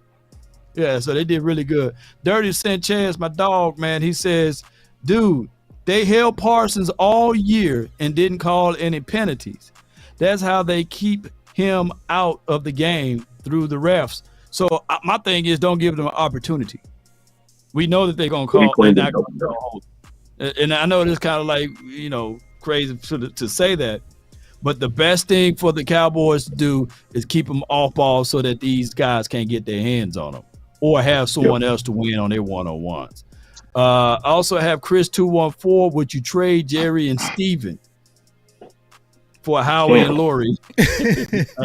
I would, but you can't. I would, but you can't. But you can't. You can't. Keith Floyd, last but not least, man, my dog Keith Floyd, man, for the $5 super chat, he says, this is perfect of an example why contracts are so hard in Dallas. Everything is under a microscope by others. Micah is $150 million contract. Shut up! Shut up! Shut up! All right, my turn. Shut up. My turn. Yeah. Let me get to these old super chattos from you people, man. I really appreciate y'all so much. All right, here we go. I'm gonna fly through mine real quick. He say, what's with all the Dan Quinn hate and none for Mike McCarthy? He's the dang head coach. I think you should hate Dan Quinn right now. Shit. Your head coach didn't have your quarterback. Your head coach didn't have your quarterback down 7 in a playoff game at home, though. You know what I'm saying? Like, Dan, what are you doing, dog? We was down 7 before Dak was putting on his shoes, walking on the field, and he was like, damn, we're down? Yeah, bro, we're down. Well, screw that game plan. Dak went just like this. Screw that game plan. Yeah. You didn't think you were going to be down at home in the first quarter, did you? Nah, you didn't think that. Dan Quinn would have been the head coach all the way up until week 6. No, he mean that. That's I agree. Yep, because Mike McCarthy was on his way out. Yeah, he was. Yep. And you know what's crazy? Dan Quinn really helped keep Mike McCarthy's job because I think Dan Quinn showed that, dang, he is not Jesus. No, he is not. He make mistakes like the rest of us. Wait, time out. So, okay, Mike, Dan Quinn probably got Mike McCarthy an extra year. Keep it real. Because I think this whole thing set up was for Dan Quinn. But then Dan Quinn you start seeing these ridiculous flaws. And Dan Quinn couldn't win the way Cowboys wanted to win. Because listen, the Cowboys don't want to spend all that money on defense. And guess what Dan Quinn showed them? I need a first-round defensive tackle. I need a 12th overall pick defensive tackle. I mean, linebacker. I also need Trevon Diggs. Well, bro, if I need all that from you, why the hell I need to pay you for it, Dan Quinn? That don't make no sense. No make no sense at all. So they go get a defensive coordinator who's been out the game for 2 years. Hey, man. Hey, it's going to be good for content this year because y'all know we ain't going to say this on live, but when the Cowboys don't play well, y'all be watching like a mug. So that's all I got to say. Why is that? I don't know. But Richard Leopold said, use the $2 to buy a mute button, bruh. Brah. I don't, it's B-R-U-H. I don't know what brah is. You know, it's cool. Yeah, I think you meant bruh. It's all good though, man. We if y'all can deal with Big James, y'all know y'all can deal with y'all. Stop it right now. Stop it right now. If you can deal with you, if we could deal with y'all you, been dealing with Big James for 2 years, bro. Now I get West Coast. Come on, man. Come on now. Bruh. Hey, West Coast, do me a favor. Let me get through 3 comments before you say something real quick, all right? Just real quick. He say, all that ankle grabbing going on. Yeah. He talking about I know what he talking about. And yeah, I ain't gonna read that one. My boy say, Laudation sent me here the first time tuning in. Oh no, that was from the previous show. So I only had my guy Bread Boy. I was about to say. What does that mean? This show. All right, cool. What do you say? So I actually didn't have 3 comments, Wes. We was good. I only had 1. We good. All right. So here we go. Final words.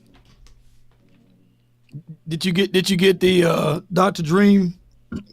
I missed one. Yeah, $9.99.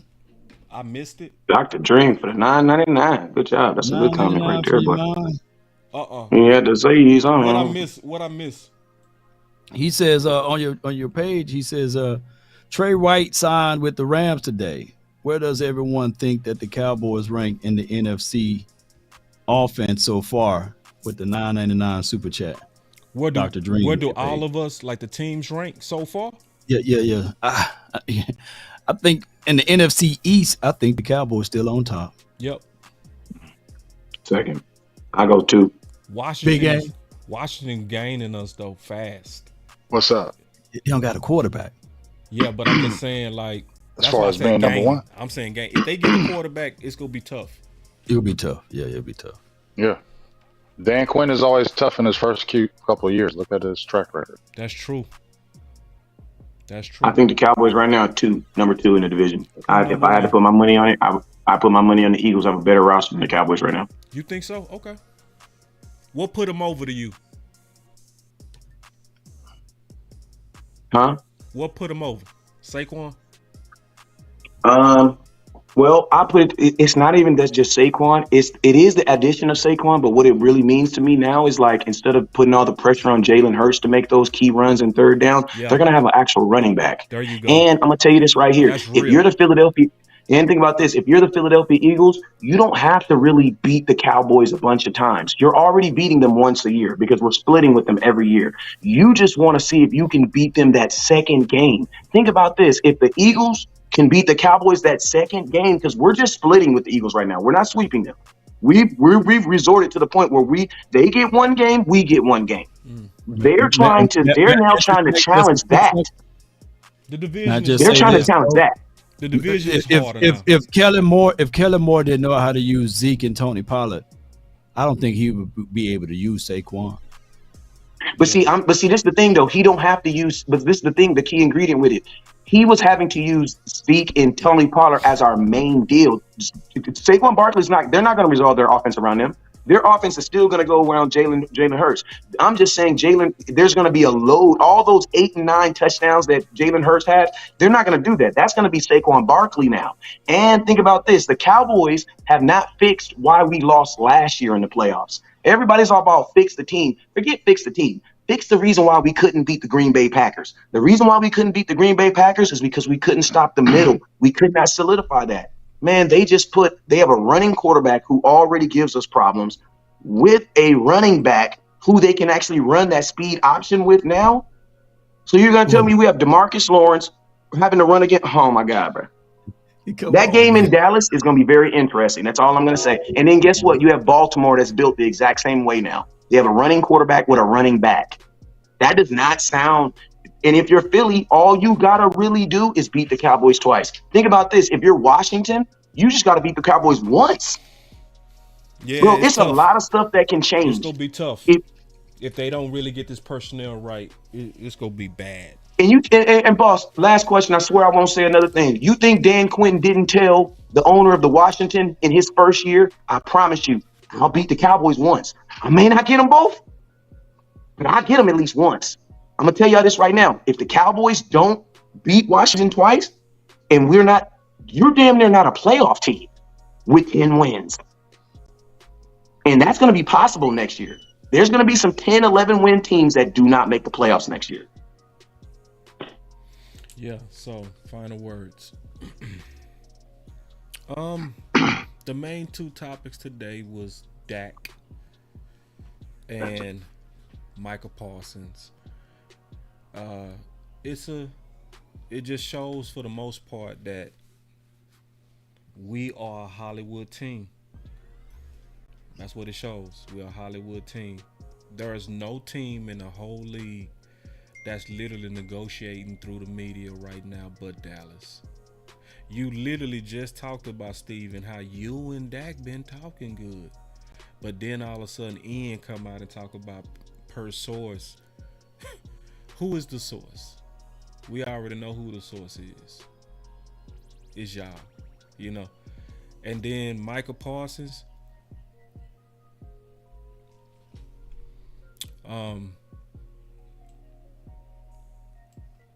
They coming for you, bro. It's no way getting around it. They coming for you. So I want you to be very calculated, brother. I want you to take your time before you return fire, because the fire is gonna get louder and louder and louder. And the more you react, the more they go do it, because they go try to provoke you. they gonna want to provoke you. Then they gonna write articles about what you said. It's getting ready to get nasty. It's just what it is. And they do it even when you a baller. Just ask your quarterback. If it's not there, Micah, they gonna make it up on you. It's just what it is. Yeah, controversy comes with being a Dallas Cowboy. Don't give them no freebies. That's my final word. All right. Hey, first of all, I appreciate everybody that was in the building today. My final word is, whatever. That's my final word. I ain't really tripping on these Cowboys. Stephen Jones, he does tell the truth. I mean, he will. I give him that. He'll whatever he says is what he's really doing. Straight, for real. He's pretty straightforward, so I respect that. Even though I don't. Me too. I don't feel him, but at least when he talking that thing, like this is what we trying to do. That's what he's doing. Yeah. Like when he say, for real, he telling you what it is. So I can deal with that with him. Yeah. But I just feel like this organization, they keep on saying they're doing everything.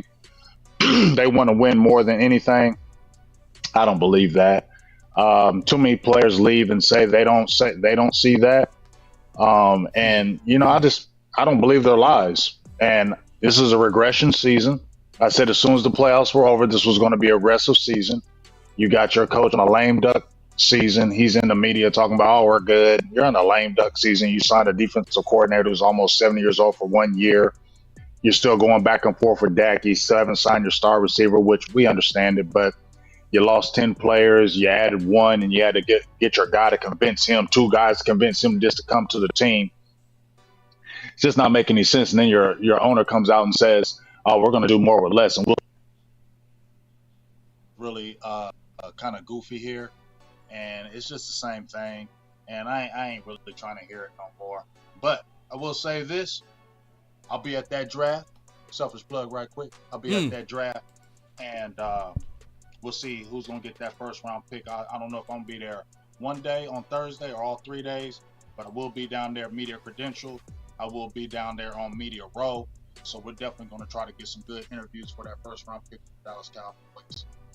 And beyond, try to get some good interviews, final word, big game jam show, all that good stuff. So that's the main thing we want to do is go down there and handle business, have a good time, and see the Cowboys draft. But as far as the Cowboys this year, they regressing.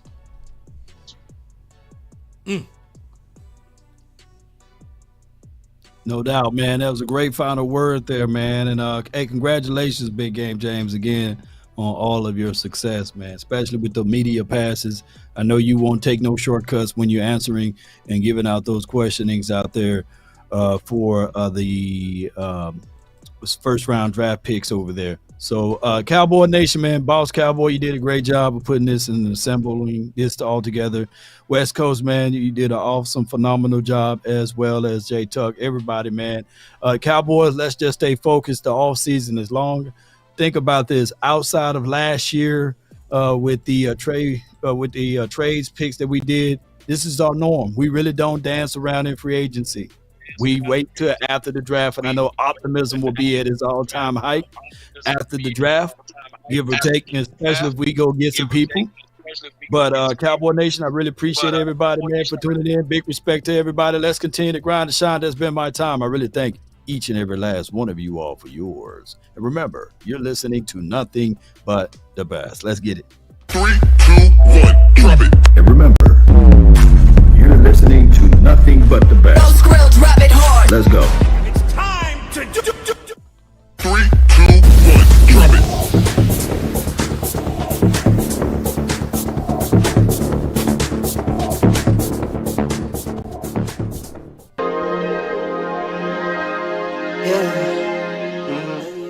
Congratulations, Big, man. That's fantastic, bro.